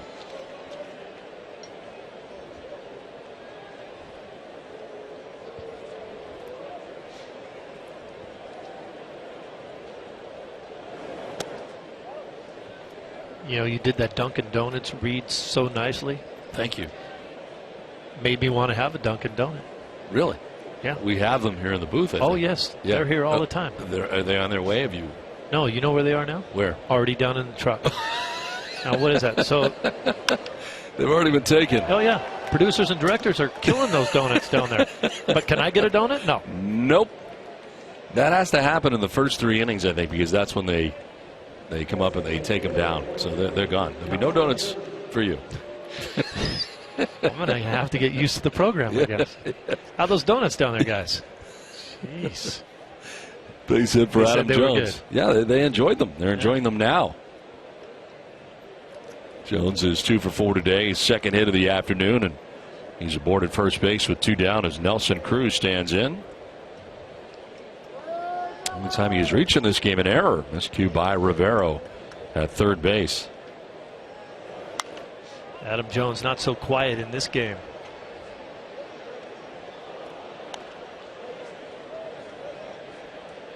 Think about how good this lineup would be if Machado still in the lineup, and of course Matt Wieters. I mean, those are 2 big losses for them. And they didn't miss a beat. Really a testament to how well this Oriole team has played this year. Incredible power numbers. 49% of their runs come via the home run ball. That's, if they keep that up for the rest of the season, that'll be the second best in the history of the game. 2012 Blue Jays scored runs via the home run 53% of the time. Is Earl Weaver managing that club? Just hang around and wait for the 3-run homer? Buck Showalter. Down the line at third, that's a fair ball. Headed towards the left field corner is Adam Jones, headed for third, and he'll be stopped there. It is a double for Nelson Cruz, and it's second and third with 2 down. Back-to-back hits here for the O's in the 6th inning. Cruz now with the 27 doubles as he sneaks this one down the line to go along with the 39 homers. It's a pretty darn good year. Remember, he signed just a 1-year deal with the Orioles, didn't he? Yes. He is 1-year available. free agent, $8 million. He's gonna a little more than that next year. Might triple that. Second and third, 2 down. Chris Davis, the batter. He singled in the 3rd inning, 1 for 3. I know there will be some teams that come knocking on his door with a lot of money, but if you're Nelson Cruz, knowing the season that you had for this team this year and how good a year this team has had, wouldn't you want to come back? You would think so.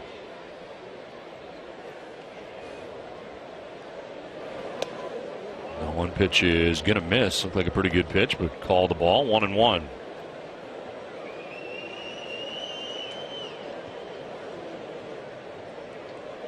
Lane got Marquez to strike out, Diaz to fly out, but single for Jones, followed up by the double by Cruz, and it's second and third. Davis to foul it off himself.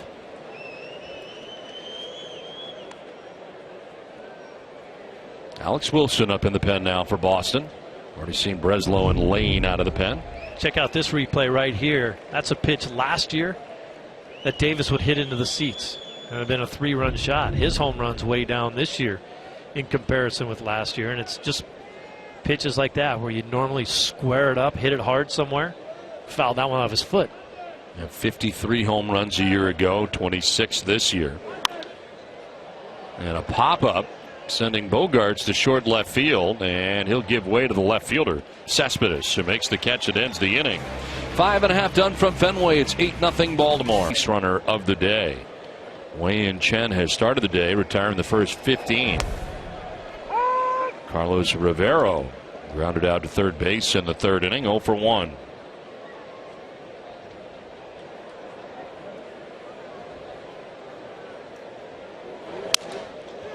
To third and picked on a hop by Davis, who has to throw out Rivero, and he does. Second time that Rivero has grounded out to his counterpart at third base. 1 out for Dan Butler. Still looking for his first hit in the major leagues. Butler coming in at 0 for 12. Well, it's just nice to see Butler up here. This is a guy who had a pretty good season 2 years ago, but then because of the evolution of Christian Vasquez and then Swihart behind him, he saw his playing time diminish a little bit. Getting a little bit of a look here at the major league level. I like 2 things about this guy. Number 1, he's a decent receiver behind the plate. Number 2, he's a great influence in the clubhouse. He's always smiling. Looks like a guy who's always having a good time. Looks like Yukon Cornelius from the Rudolph Claymation.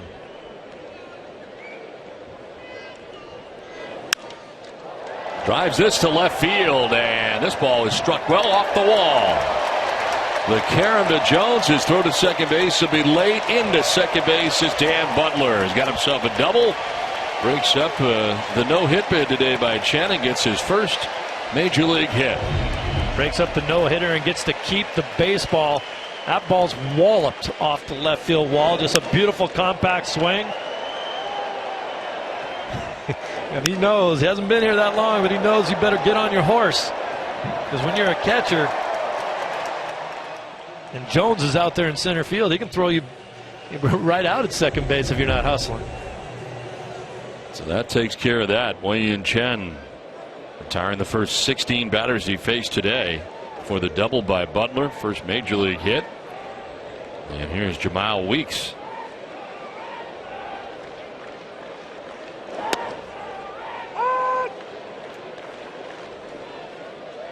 Weeks flied out to right field in the third inning, 0 for 1.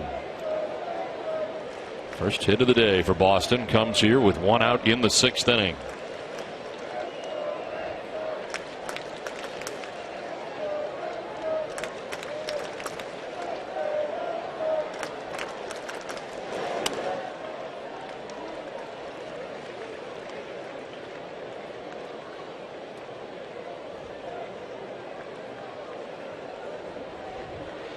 Talking with Caleb Joseph before the game, the Orioles catcher, he said, you know, I've had my opportunity to catch these guys a little bit more, and he said Chen's one of those guys that just doesn't show a lot of emotion on the field. He literally gets better when he gets himself in trouble.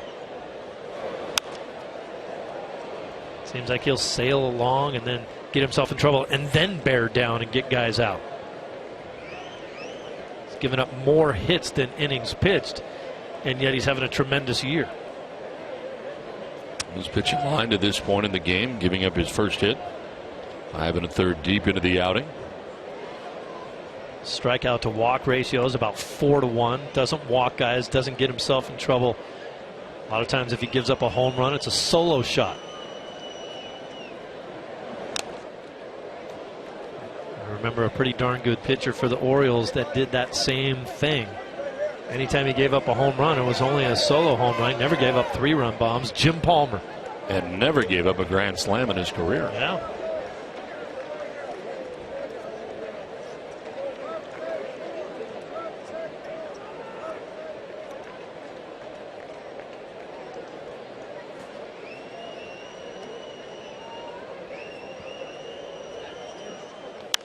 Weeks hits a fly ball out to right center field. Markakis in the sun field makes the catch for the second out. Butler remains at second base.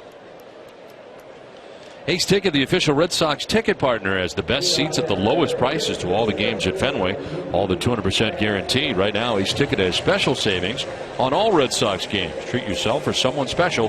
Visit Ace Ticket or call 1-800-MY-SEATS. 2 down in the sixth inning. Top of the order, Mookie Betts 0 for 2 in the game. He has flied out to left and popped out to second base.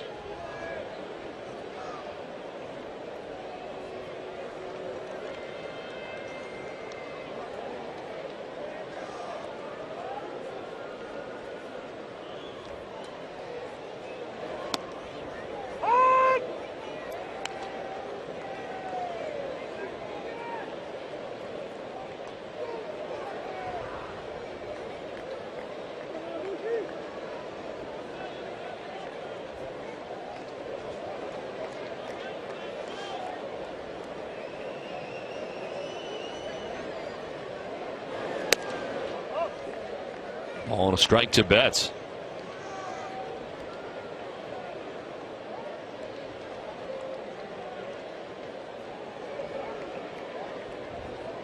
Mookie starting to figure some things out at the major league level, hitting well over 300 since his most recent callback.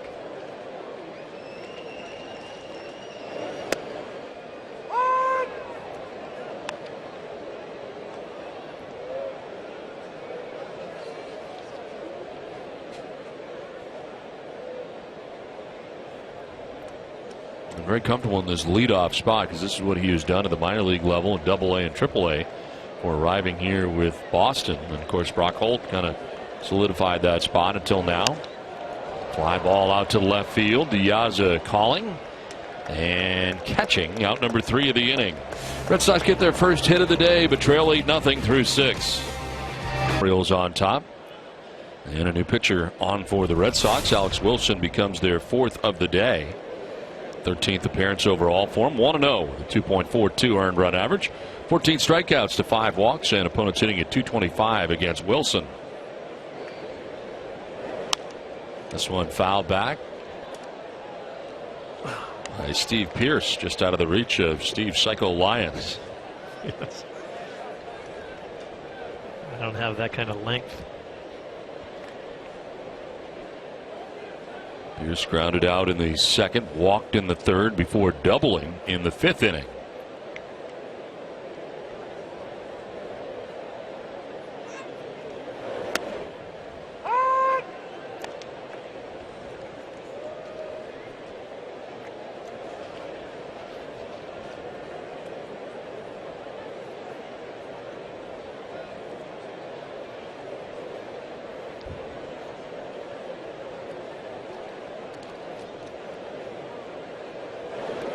Bouncing in, kicks off of Butler.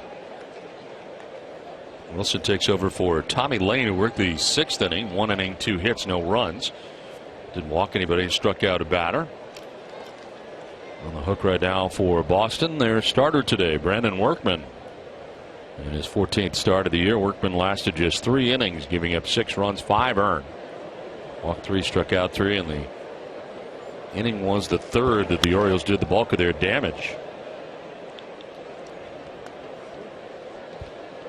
H.B. Hood salutes the Red Sox Foundation, which helps children battling cancer, students trying to afford college, soldiers returning from war, kids playing in little leagues and on RBI programs, and families in need of holistic comprehensive health care. This is the work of the Red Sox Foundation.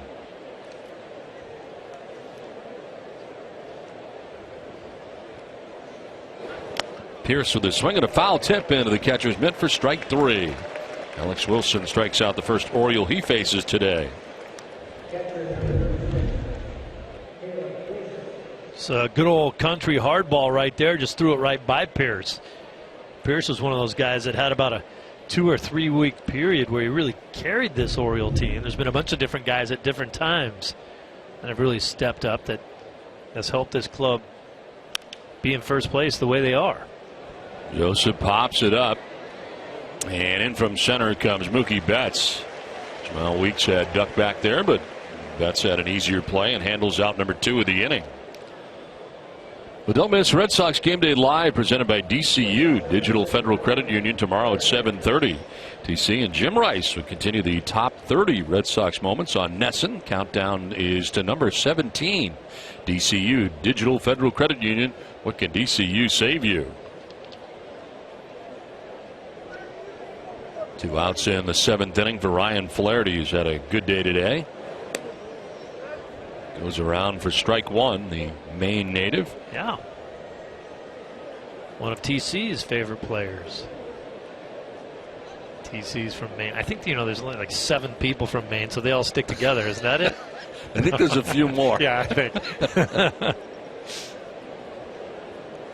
TC goes out of his way to tell you how many people are from Maine.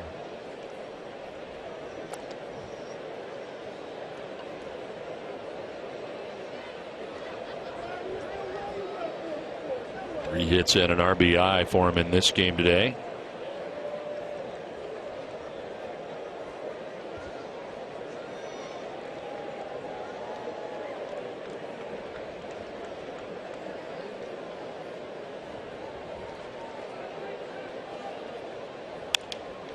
Popped up. Racing back Rivero towards the seats, and he will not have a play. It is a foul ball. Down to that area, it's very dangerous how easily that can fall fair. Yes. There's not a lot of foul room there if you don't catch it. It's a different view of it for you.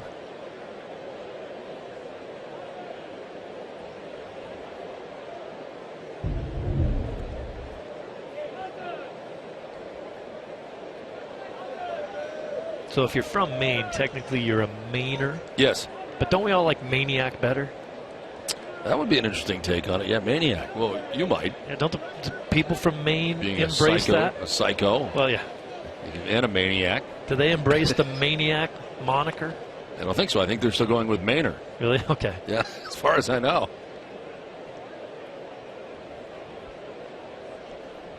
If I was from Maine, I'd love to be. Yeah, I'm a Maniac. I like that. That's you. You also go by Psycho. Yeah, I guess I can't speak for the whole state. This one is fouled off.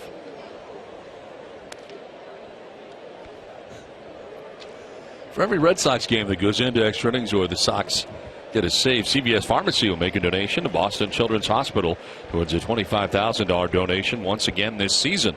CVS Pharmacy is the official pharmacy of the Boston Red Sox.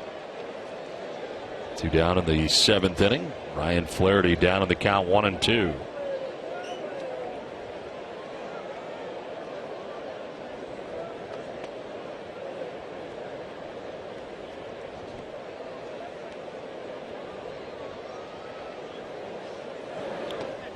Bouncing in for ball 2.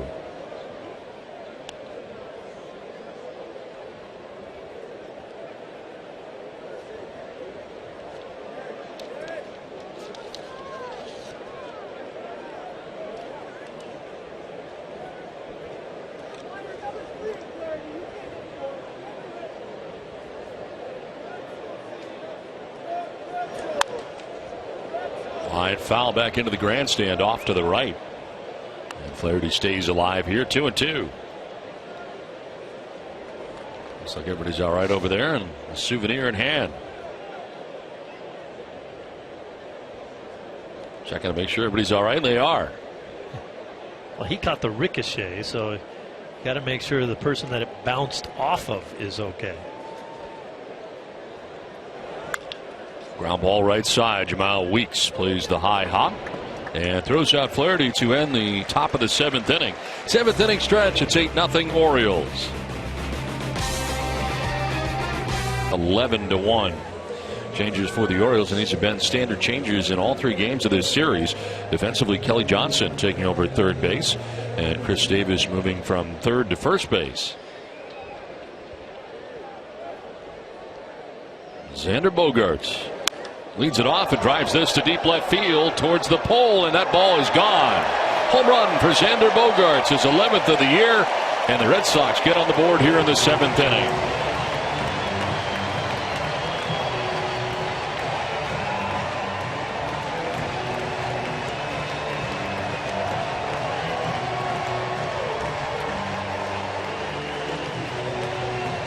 That's just smart hitting right there by Xander Bogaerts. He knows that Chen's got the big lead. He's probably going to come first pitch fastball, and you go up there looking to ambush one. Gets that bat head out. So much better balance than what we had seen through the middle part of this season, and just hits a laser down the line.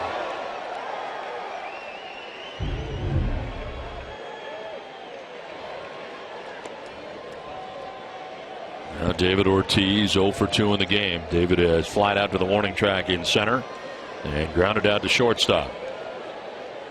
When you're a pitcher into the 7th inning and you've only thrown 75 pitches and we're flirting with a no-hitter, you go up there challenging hitters. If you're a hitter in that situation, you go up there looking for first pitch dead red. Bogaerts was, and he connects on his 11th home run of the year. Gets the Red Sox on the board. Alltown, New England's premier convenience retailer, is committed to supporting the communities they serve. For every home run the Red Sox hit the rest of the season, Alltown will donate $500 to Boston Children's Hospital. Visit alltown.com for an Alltown location near you.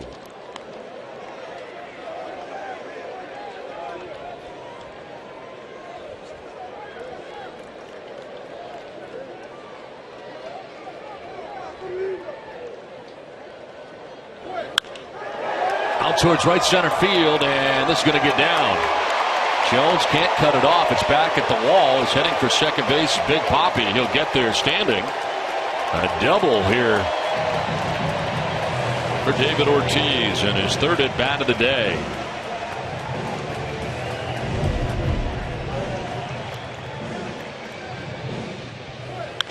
Boy, that's pretty when he drops the bat head right through the hitting zone there and just squares one up.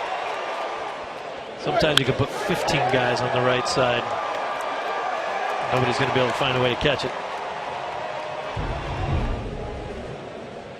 So a home run and a double for the Red Sox to begin things here in the bottom of the 7th inning. And when Cespedes standing in, 0 for 2 today, Cespedes Struck out looking in the second, flied out to the warning track in center in the fifth.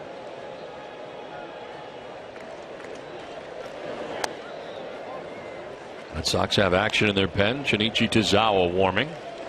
Already seen Breslow, Lane, and Wilson out of the pen today for Boston.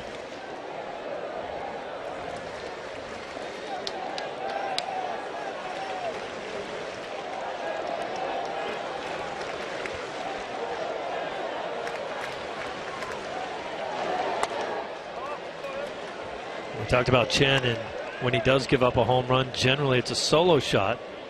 It's a 23rd home run he's given up all season, but in his last 11 starts, he has not given up more than one in any of those.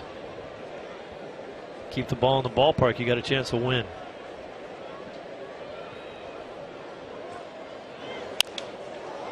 Popped up.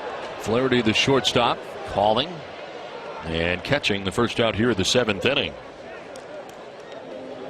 Well, tune in tonight at 10 p.m. for NESN Sports Today, presented by People's United Bank. Jamie and Adam will have Matt Chatham in studio to talk Patriots adjustments for Week 2. They'll also count down to Bruins training camp, see what know-how can do. One out in the 7th inning. Alan Craig coming up.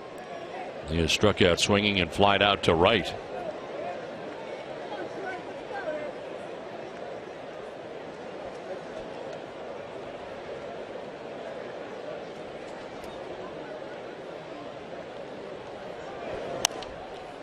Popped up foul off to the right, out of play.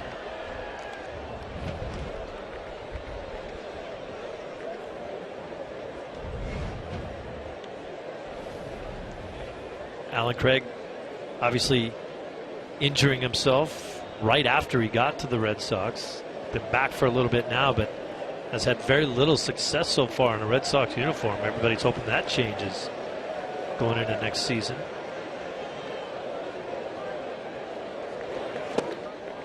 Swing and a miss, 0-2. Just 5 hits. That average down to 102 in a Red Sox uniform.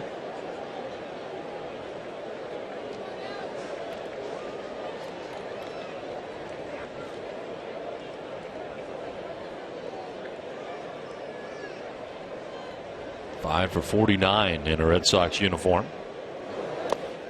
Pitch skipping in for ball 1.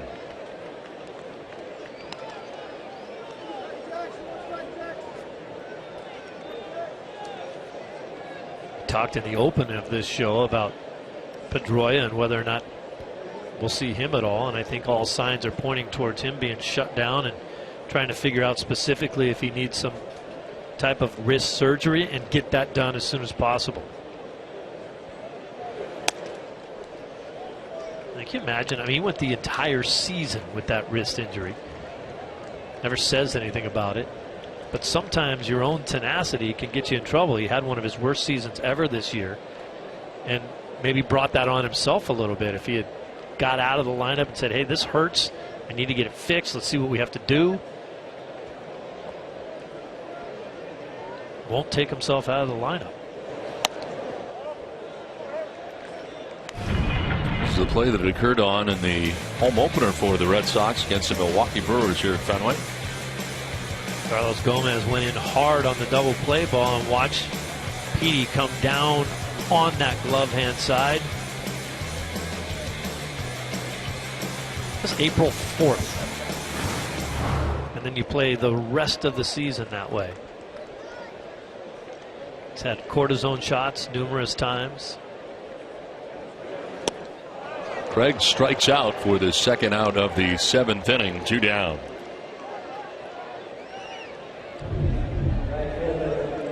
Pretty much same story. That slider hard and in, down and in to Craig. Second time he struck out on that pitch.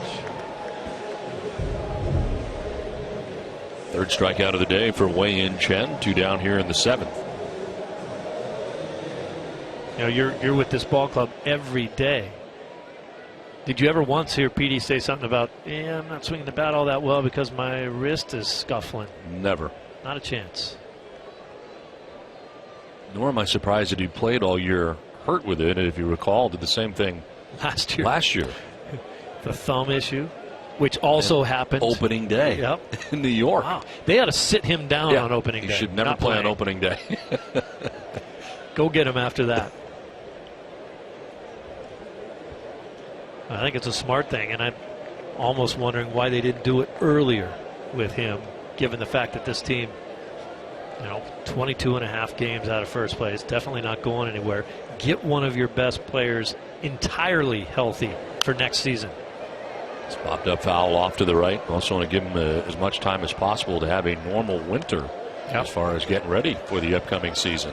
Might be good to rein him back just a little bit. As soon as he goes home, he starts working out again.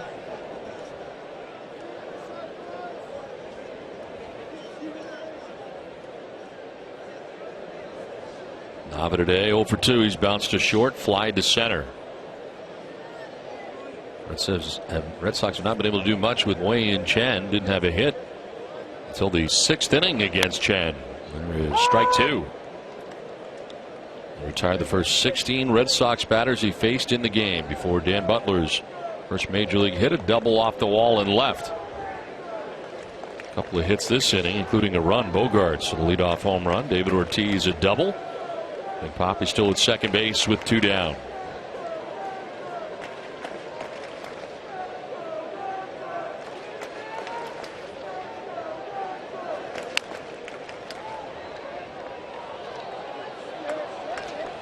Don't miss Red Sox first pitch, presented by Men's Warehouse, proudly introducing Joseph Aboud. TC and Jim Rice will update Rusney Castillo's progress and a preview of the Paw Sox playoff chase. That's tomorrow at 7 p.m. on NESN. Did you say that TC and Jim would be talking about the 30 greatest plays in Red Sox history as they count down to number 1? Be pretty sweet if you're Jim Rice and you're just sitting there and 19 of them are about you. Well, Nava strikes out back-to-back Ks, but the Red Sox are on the board thanks to the home run by Bogarts. It's 8-1 Baltimore. To his 67th game of the year, 3-3 with a 3.09 earned run average, 60 strikeouts, 17 walks. Opponents hitting at 254 against Tazawa. Takes over for Alex Wilson, who had a 1-2-3 7th inning, a strikeout, fly out, and a ground out. Jonathan Scope to lead it off here for the Orioles in the 8th inning.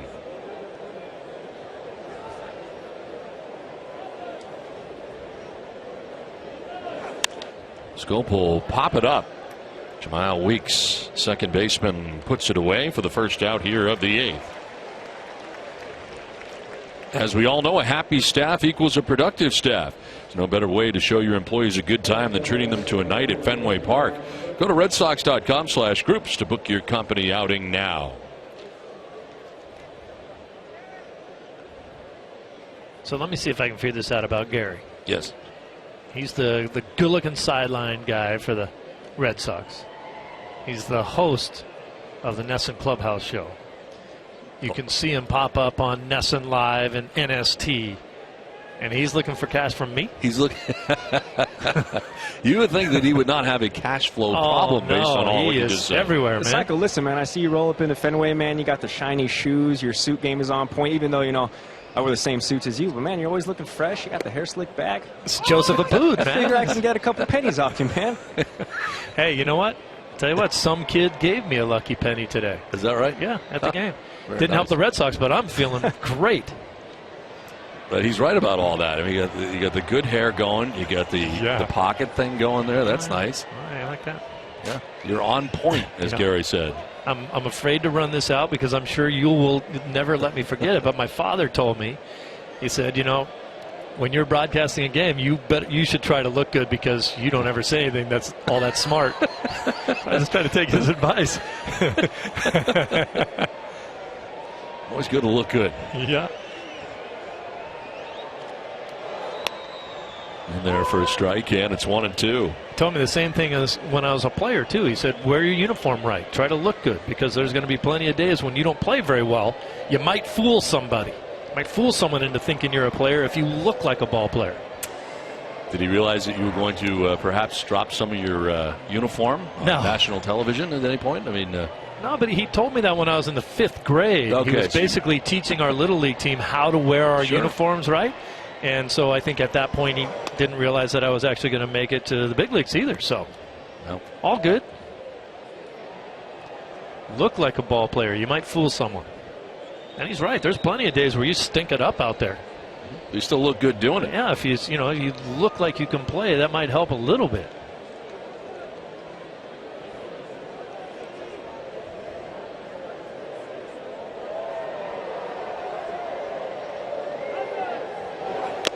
Markakis with a foul tip into the catcher's mitt for strike 3. Tazawa picks up his first K, 2 down in the 8th.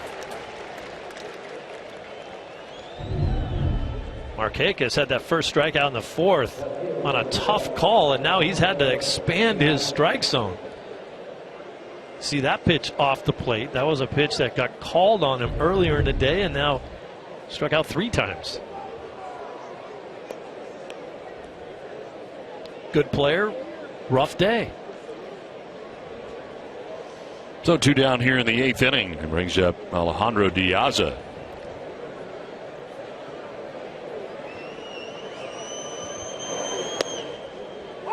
Diaza with a walk and a single. He is struck out, flied out to center.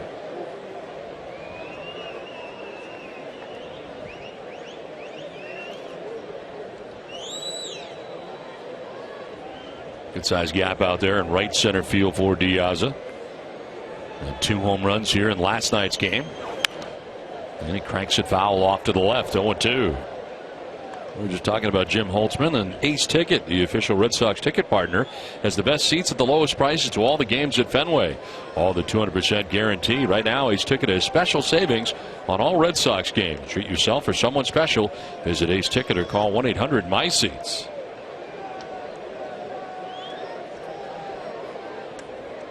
Red Sox are leaving that big gap in right center field because when Diaza hits one out there, it generally ends up in the bullpen. Can't catch it. The 2 home runs last night out there.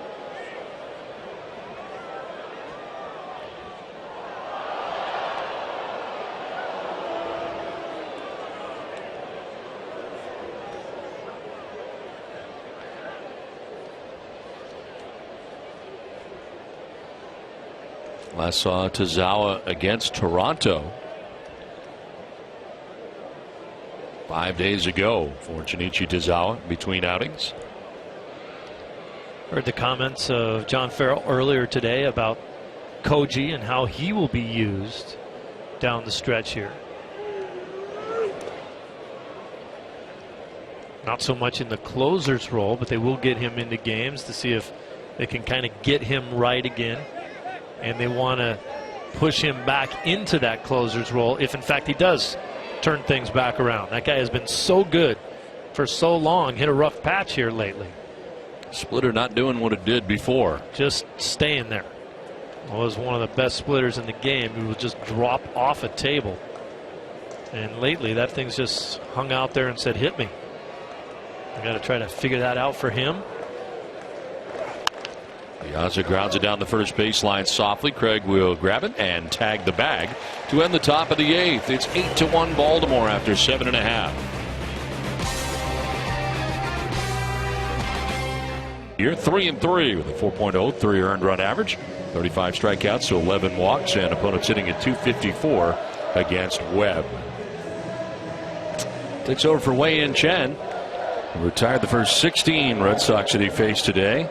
Ends up going 7 innings, 3 hits, 1 run, didn't walk anybody, and struck out 4. The only blemish, the home run by Xander Bogaerts in the 7th inning, is Carlos Rivero leads it off for Boston here in the bottom of the 8th.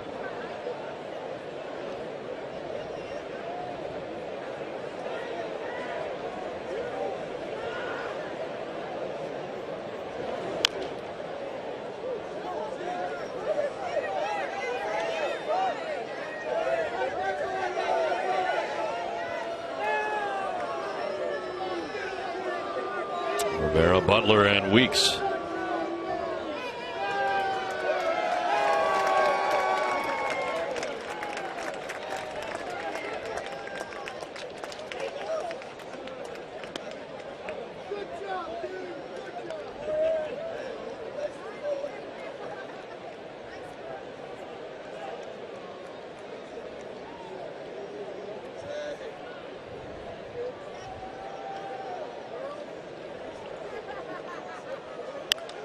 On the ground foul outside of third, and it's 1-2. Red Sox have action in their pen. Edward Mujica, who is serving as the Red Sox closer. That's up in the pen, looking to get some work today. With the Red Sox trailing 8-1. Looks like he'll be on for the 9th inning after Tazawa pitched the top half of the 8th. I don't know if it's a little mental thing with me or not, but it's really hard for me to look at anybody in a Red Sox uniform wearing number 72 and not think of the wonderful run that Xander Bogaerts had last year wearing that number.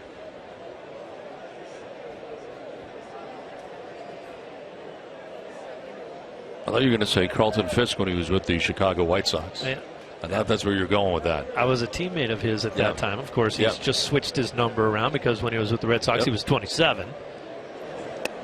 I told him every spring training, I said, Pudge, aren't you going to change your number to 73 this year because you are another year older? It's amazing to think that he ended up catching more games for the White Sox than he did the Red Sox. Yeah. Fabulous player. Grounder softly into short. Flaherty coming in. Rivero is out number 1 at the bottom of the 8th inning.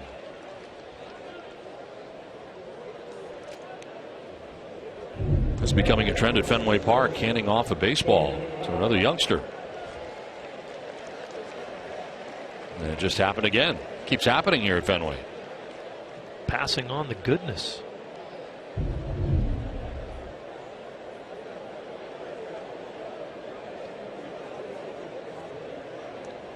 Well, she already got one foul ball, or her sister did. Share the wealth. Dan Butler with a swing and a miss.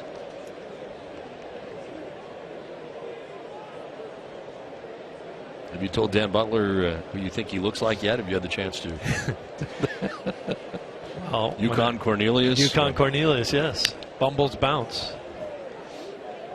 I'm going to, but I want to make sure I'm far enough away from him when I do.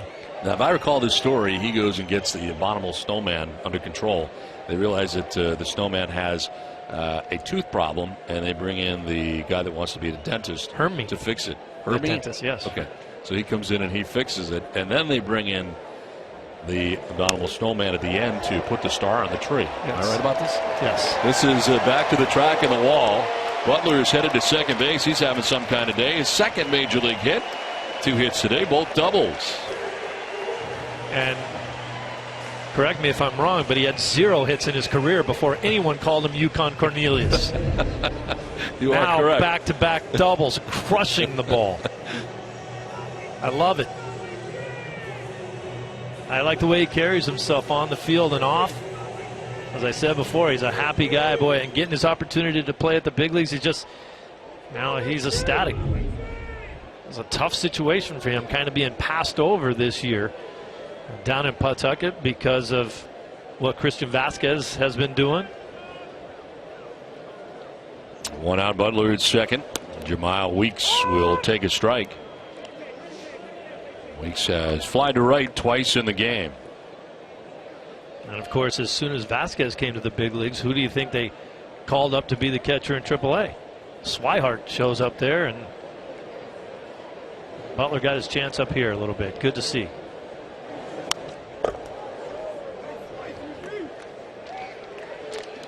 Stay tuned today following WB Mason. Extra innings live for Red Sox Final presented by Esurance. Send your questions to TC at hashtag Sox Final. Maybe yours will be answered on Red Sox Final presented by Esurance.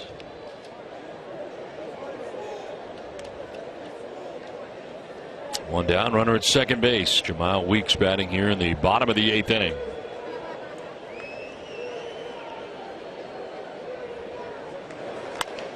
Back to the mound. Webb looked the runner back before tossing to first high, but Davis goes up to get it, tags the bag for out number 2. No advance at second for Butler, 2 down.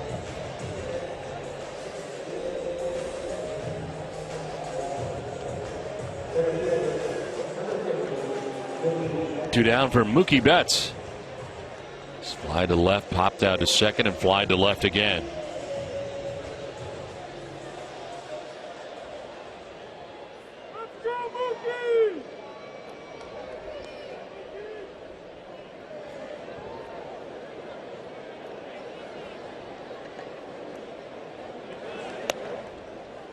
there for strike one.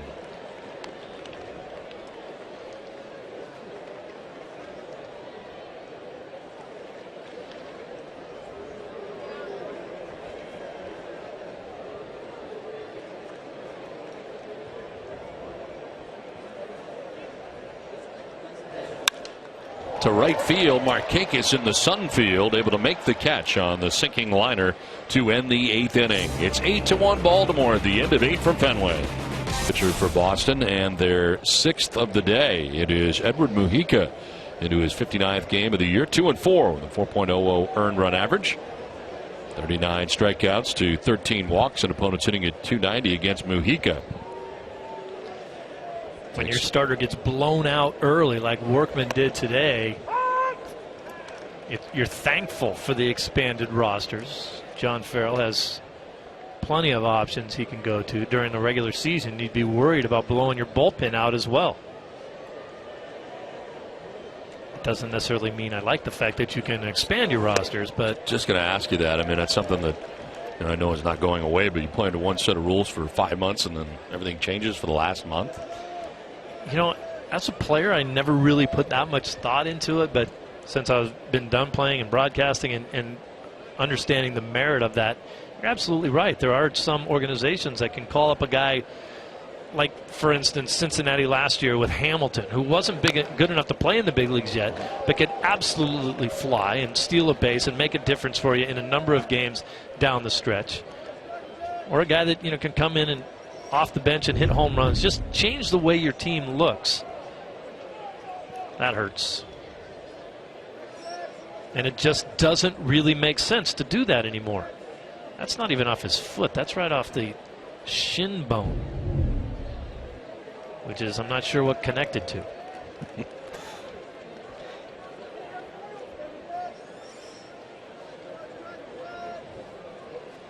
Well, if you're following Nesson on Twitter, you would have known that TC and Wake were joined by rookie pitcher Matt Barnes on the pregame show. Look back to 15 years ago today when Pedro Martinez pitched his one-hit, 17-strikeout masterpiece at Yankee Stadium. Follow Nesson at twitter.com/Nesson.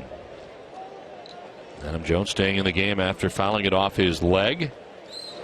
Now he swings and drives one out towards deep left center field. Betts going back to the track, but it's going to be off the wall. Plays the carom, and Jones into second base standing with a leadoff double to begin the 9th inning. Well, I said at the outset of this ball game, and I'll say it again, boy, this kid is worth watching. He just doesn't have any holes in his game.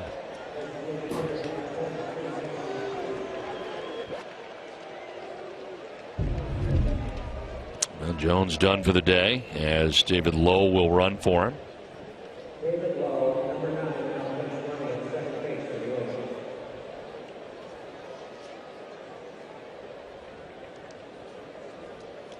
Lead runner at second base here for the Orioles in the 9th inning. Nelson Cruz, the batter. Doubled his last time up, a 1-for-4 day. He'll take strike one.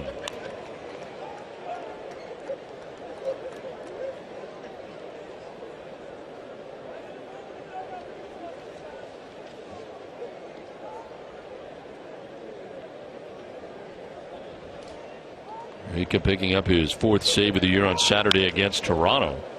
It's a grounder to shortstop, and Bogarts. Low throw dug out by Craig.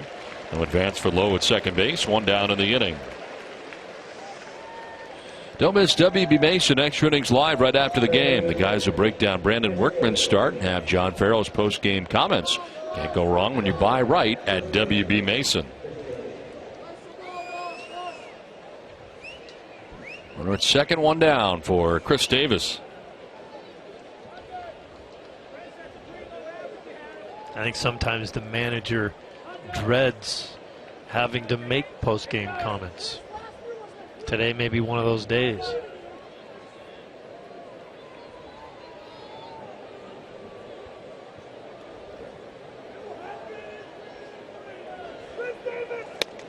Swing and a miss for strike one. Pitcher of record on the losing right side right now for the Red Sox. Brandon Workman would fall to 1-9.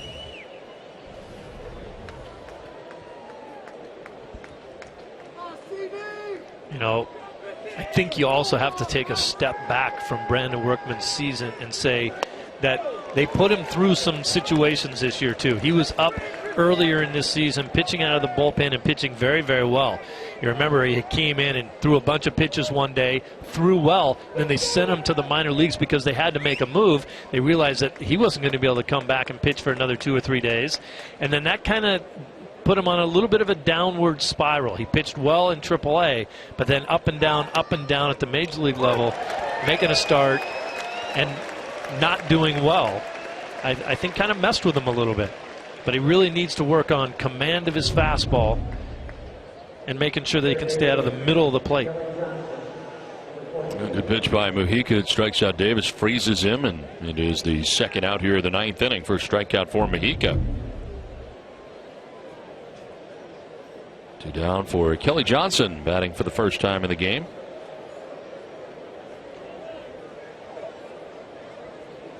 Took over defensively at third base an inning ago, and now bats in the number 6 spot in the order.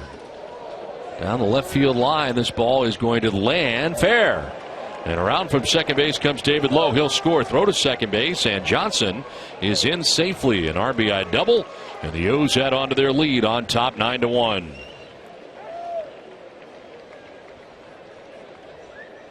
How many times do you see a guy who's normally a closer come into a non-save situation and the juices just aren't flowing the same way? Johnson does a pretty good job of taking a 2-seam running fastball that's going away from him and just dropping it into that corner right off the chalk line.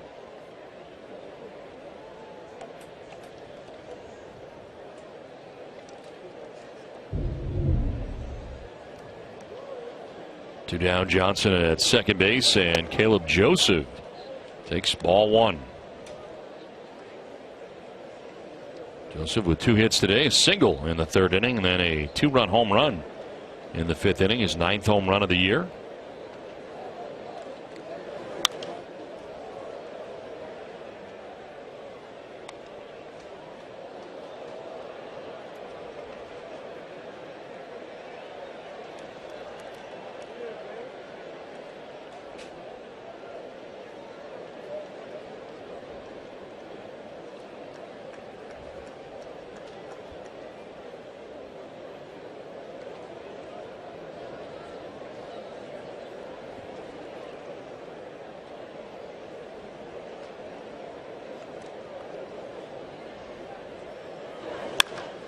Line foul.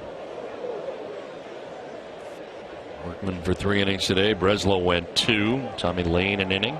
Alex Wilson an inning, and Shinichi Tozawa an inning. Edward Mujica 2/3 of an inning so far here in the 9th. He's given up an additional run here to the Orioles, who now have a 9-1 lead.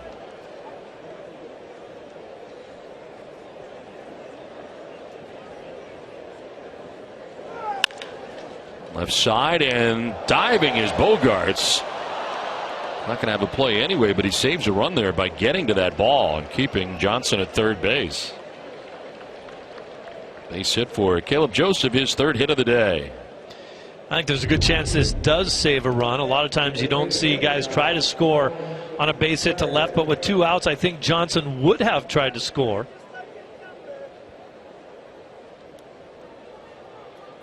You can get an excellent jump from second base, not having to worry about whether or not someone catches the ball. Maybe the only reason why you'd hold him up there is because of the 9-1 lead. Ryan Flaherty has had a 3-hit day today. Now he has a 4-hit day today. Lines it into right field. From third base comes Johnson. Caleb Joseph being stopped at third. It is an RBI double for Ryan Flaherty, and the Maine native has his 4th hit of the day. The maniac is on fire. First career 4-hit day.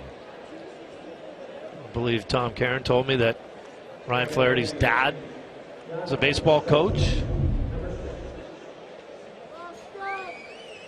And that's a pretty good pitch to hit right there. Just kind of a pitch right out over the middle of the plate, not much on it. Flaherty's made that hurt all day long today. Got to think he's got some friends and family down here watching him play in Boston. Well, it is now 10-1. Baltimore on top.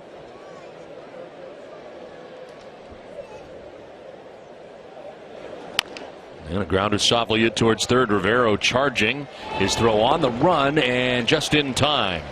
Able to get Jonathan Scope at first base, and to end the ninth inning, 2 more runs for the Orioles, who lead it 10-1.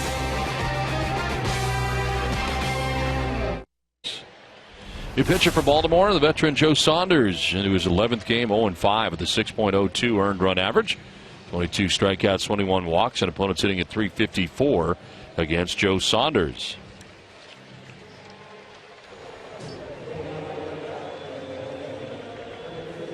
Signed by the Orioles August the 5th. He's made 229 career starts over his 10-year Major League career.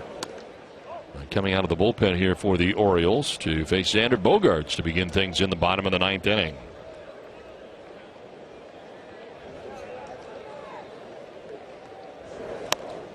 There is a strike, and it's a ball and a strike. Xander hit a home run his last time up in the 7th inning. Lone Boston run of the day. And for Bogaerts, his 11th of the year.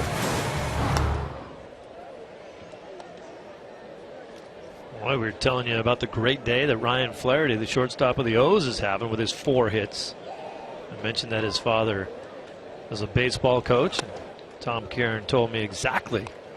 Ed Flaherty's been the head coach at the University of Southern Maine for a long time. In fact, won a Division III championship in the early 90s. Line to left, and Xander Bogaerts has himself another hit. This one quickly by Diaza and bounces off the wall. So Bogaerts heads to second base, gets himself a double to begin things here in the ninth inning. Here's one of the things that I'm really liking about what I see out of Xander lately is we know that he had so much trouble with the pitch away from him for most of the season. Once he started hitting that, guys started to say, all right, well, he's made it a little bit of an adjustment, so let's make the adjustment on him and try to pound him inside. He hasn't let that happen. You throw him in, and he cleans it out of there pretty good.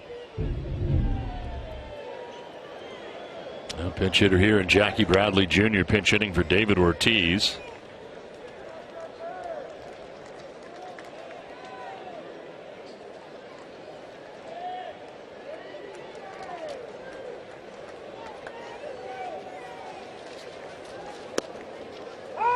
He'll take the strike, and the count evens at 1-1. You know, and just in case Ryan Flaherty's father, Ed, is listening, because I know they get Nesson. Ed himself was a big star at the University of Maine in his own right. Don't want to slight him.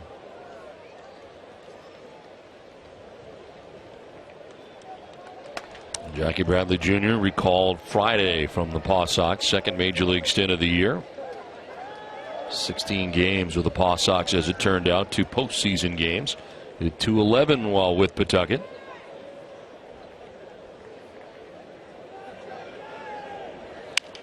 And a grounder right side. Scope at second base. Throws out Bradley Jr. as Bogaerts takes third, 1 down in the ninth inning.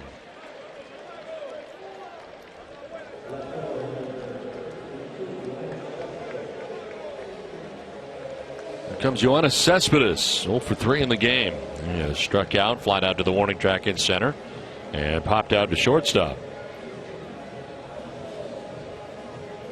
Bogaerts with yet another 2-hit ball game tonight. Today, rather. Over his last 11 games, hitting about .390.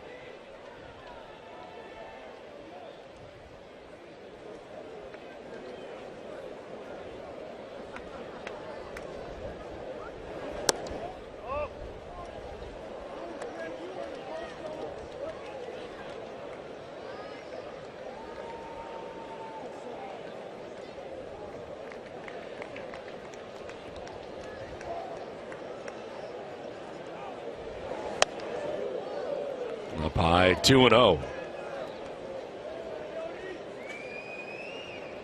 Well, now what do? You go away first pitch and miss. Now you try to come in, but you're up and in. Cespedes, you got to be thinking, is sitting dead red right here, and he'll air it out if he gets it. Not close.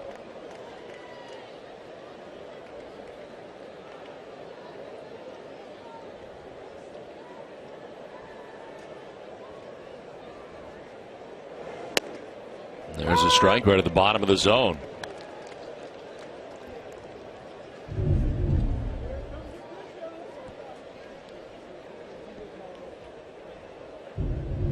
If you want the game to speed up, call more strikes. Let the hitters know that they have to go up there hacking. Cespedes fouls it off. Full count now. Saunders battles his way back. And if you're a pitcher, throw more strikes. Doesn't seem that difficult. And Joe Saunders made 7 starts for the Orioles in 2012. In fact, winning pitcher in the wild card playoff game against Texas. And he walks Cespedes here with 1 out in the 9th inning. So runners at the corners now for Boston. 1 out here in the 9th. And Alan Craig coming up. 0-for-3 today. He has struck out, flied out to right, and struck out again.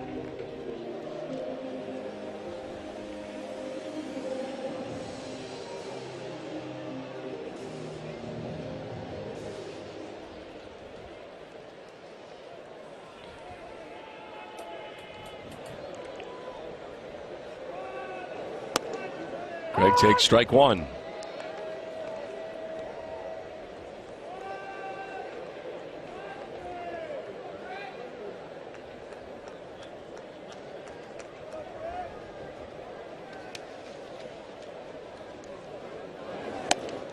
Outside for a ball, 1-1. Wei-Yin Chen today with the first 7 innings, giving up 1 run. Then Ryan Webb worked the 8th inning, did not allow a run, and now Joe Saunders. Red Sox have first and third, and a pitch down low, ball 2.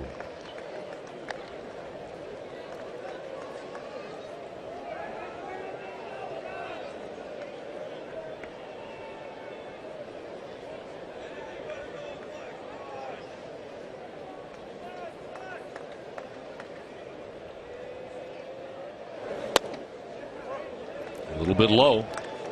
Only behind Craig, 3-1.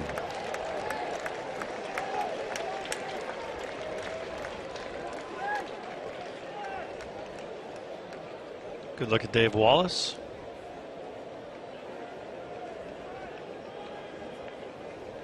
Knows pitching. And it shows in this Oriole organization, with the exception of what we've seen out of Saunders today.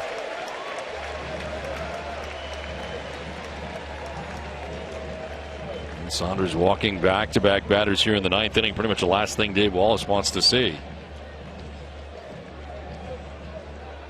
Bases loaded, 1 out, and Daniel Nava coming up as Caleb Joseph out there to talk to Saunders. Nobody warming yet.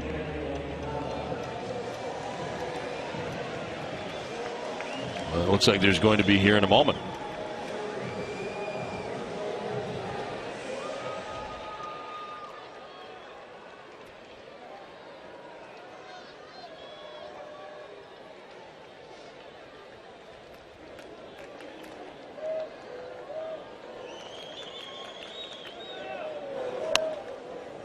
For strike 1 to Nava. Nava today is grounded out to short, flied out to center, and struck out swinging.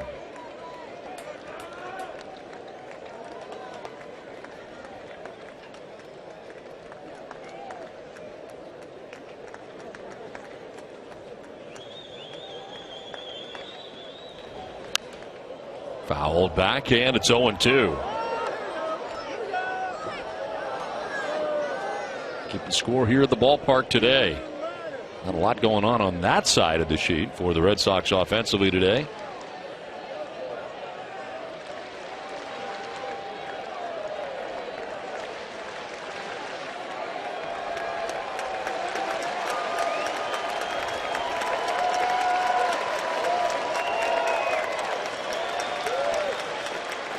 The 0-2 pitch.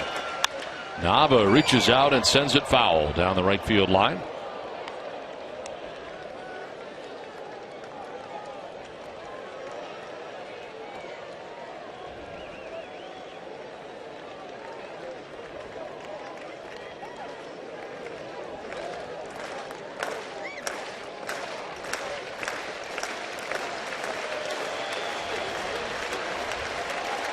Bases loaded, one out, 0-2 the count to Nava.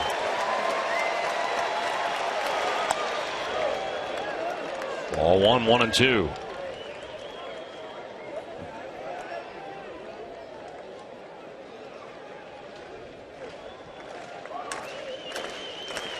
Tough position to be in if you're Nava. You would think Saunders would probably go to a changeup down and away here, but you can't just sit on a changeup with 2 strikes. Might see a good fastball to hit. There's the change.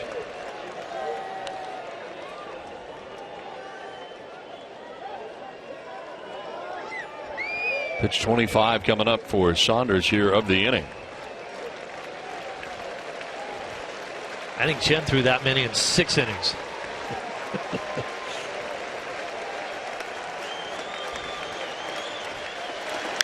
Nava drives it to left field. Diaz going back, going to be off the wall.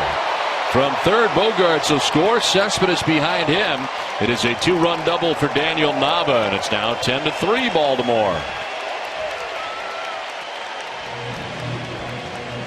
Nice at bat for Daniel Nava there after getting down on the count 0-2. Fouled off a couple tough pitches and then spit on that changeup. If you swing at that changeup, you're done and gone. You strike out. You don't swing at it, you get a better pitch to hit, and he drives it off the left center field wall. A couple RBIs. Big double right there for him.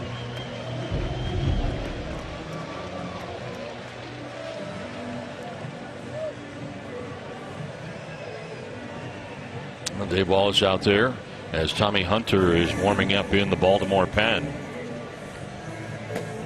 Well, the O's wanted to have happen today. They had a 10-1 lead coming in here to the 9th inning and wanted Saunders to finish it off, but he is struggling at the moment.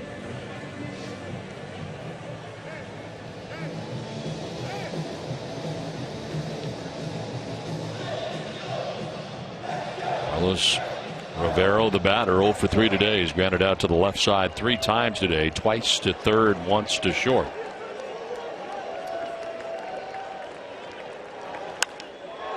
Drive to left field for Rivero, and that ball is gone into the monster seats. A 3-run home run. And now it is 10-6. Here come the Sox in the 9th inning.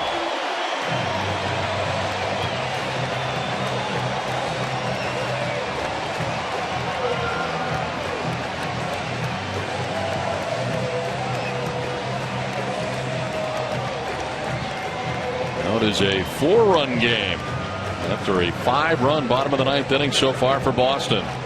We saw Xander Bogaerts do it on the first pitch of an inning, come out and ambush a fastball. This is a breaking ball that just hung right at the letters of Rivero on the first pitch, and he takes it into the seats.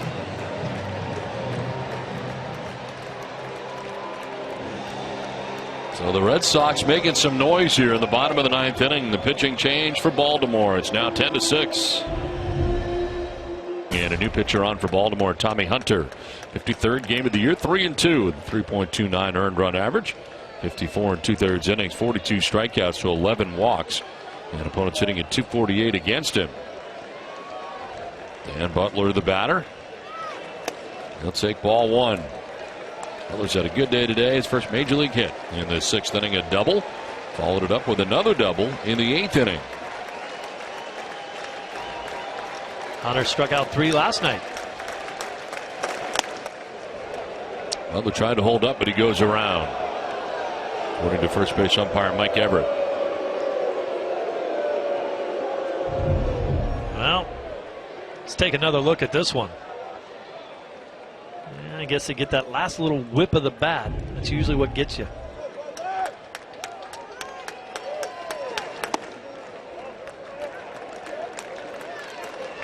Hunter appears to have found his niche in the pen after being a starter for both Texas and Baltimore. Now pitching very effectively out of the pen and has been used as the closer at times. Began the year as the closer. In fact, had a save on opening day against Boston. That's in there for a strike. 2-2. Good breaking ball right there, and now Butler's seen everything he's got.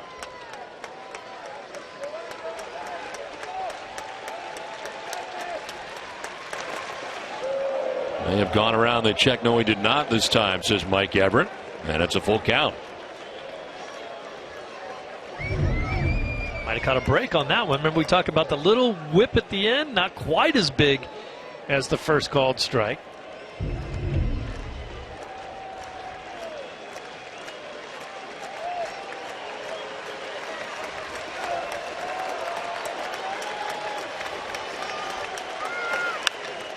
Chop left side and deep in the hole. Flaherty's got a long throw that will not be in time.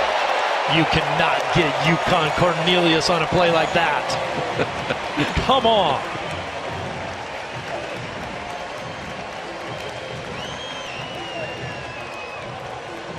Remember having long conversations as you watch this base hit again, hit it into that 6-hole and run fast. Even Butler's got the foot speed to get there on a play like this, deep into the hole for Flaherty. Dusty Baker used to say, when I'm managing a team and I'm behind by a lot of runs, I've got to get myself back to slam range, he used to call it. Put myself into position where a grand slam will either tie it or put me ahead somehow. Jermile Weeks pulls the bat back and takes ball one.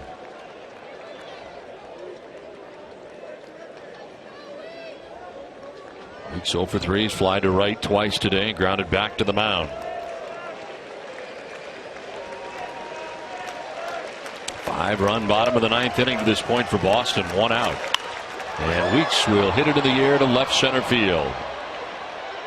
Quentin Berry come together, and Berry catches it. He and Diaz collide, but Berry holds on to it on the second bid as they go back and forth. Berry just into the game. That's the second out. Almost a disaster out there for Baltimore. That would have been way more fun if they dropped this. Into the bare hand in the end. Did both guys get a glove on it? I think so. Yeah. It went in and out of both gloves. And then Berry tried to catch it again, and it hit off the finger of his glove, and he had to catch it barehanded.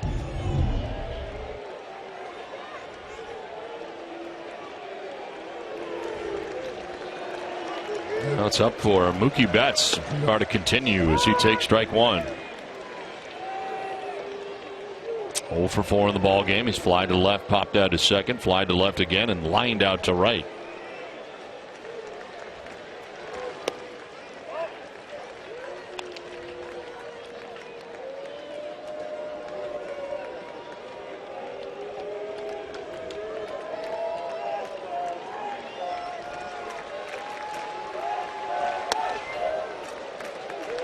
Two balls and a strike.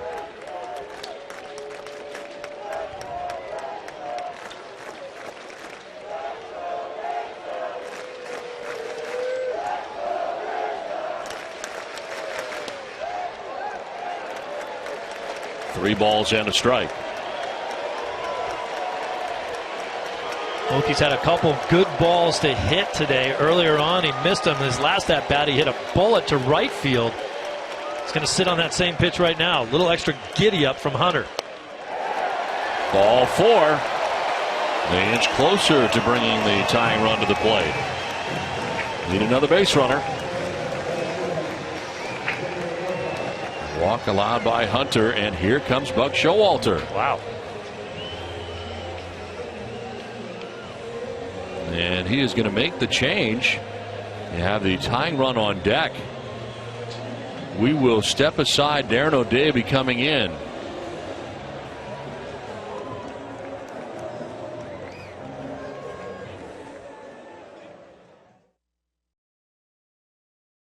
Darren O'Day into the game. His 61st game of the year. 4-1. 1.33 earned run average.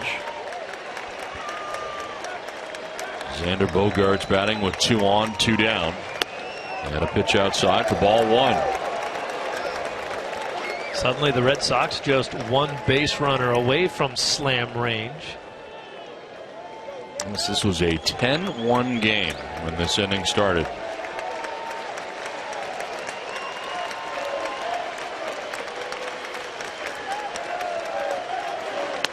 In there for a strike, and it's 1-1.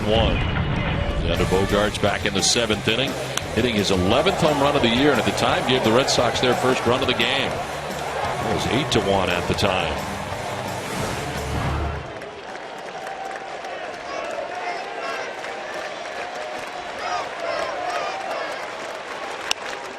Popped up, foul, and out of play. 1-2.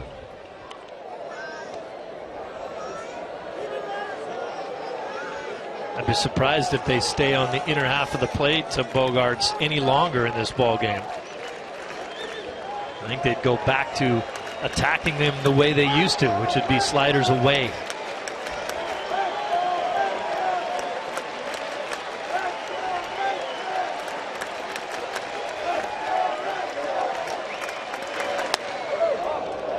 Close pitch, could have been called a strike, but it is ball 2.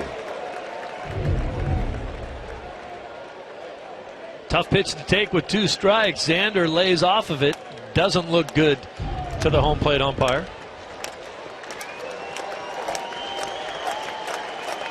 Seen a lot of cases where Red Sox hitters have laid off one particular pitch that could get them out, and they come back and hit the next one hard. Bogaerts hits it on the ground to third base. Kelly Johnson's got it, and that's the ball game. Red Sox are able to put together 5 runs in the bottom of the 9th, but it's not enough as the Baltimore Orioles come away with a 10-6 victory and a sweep.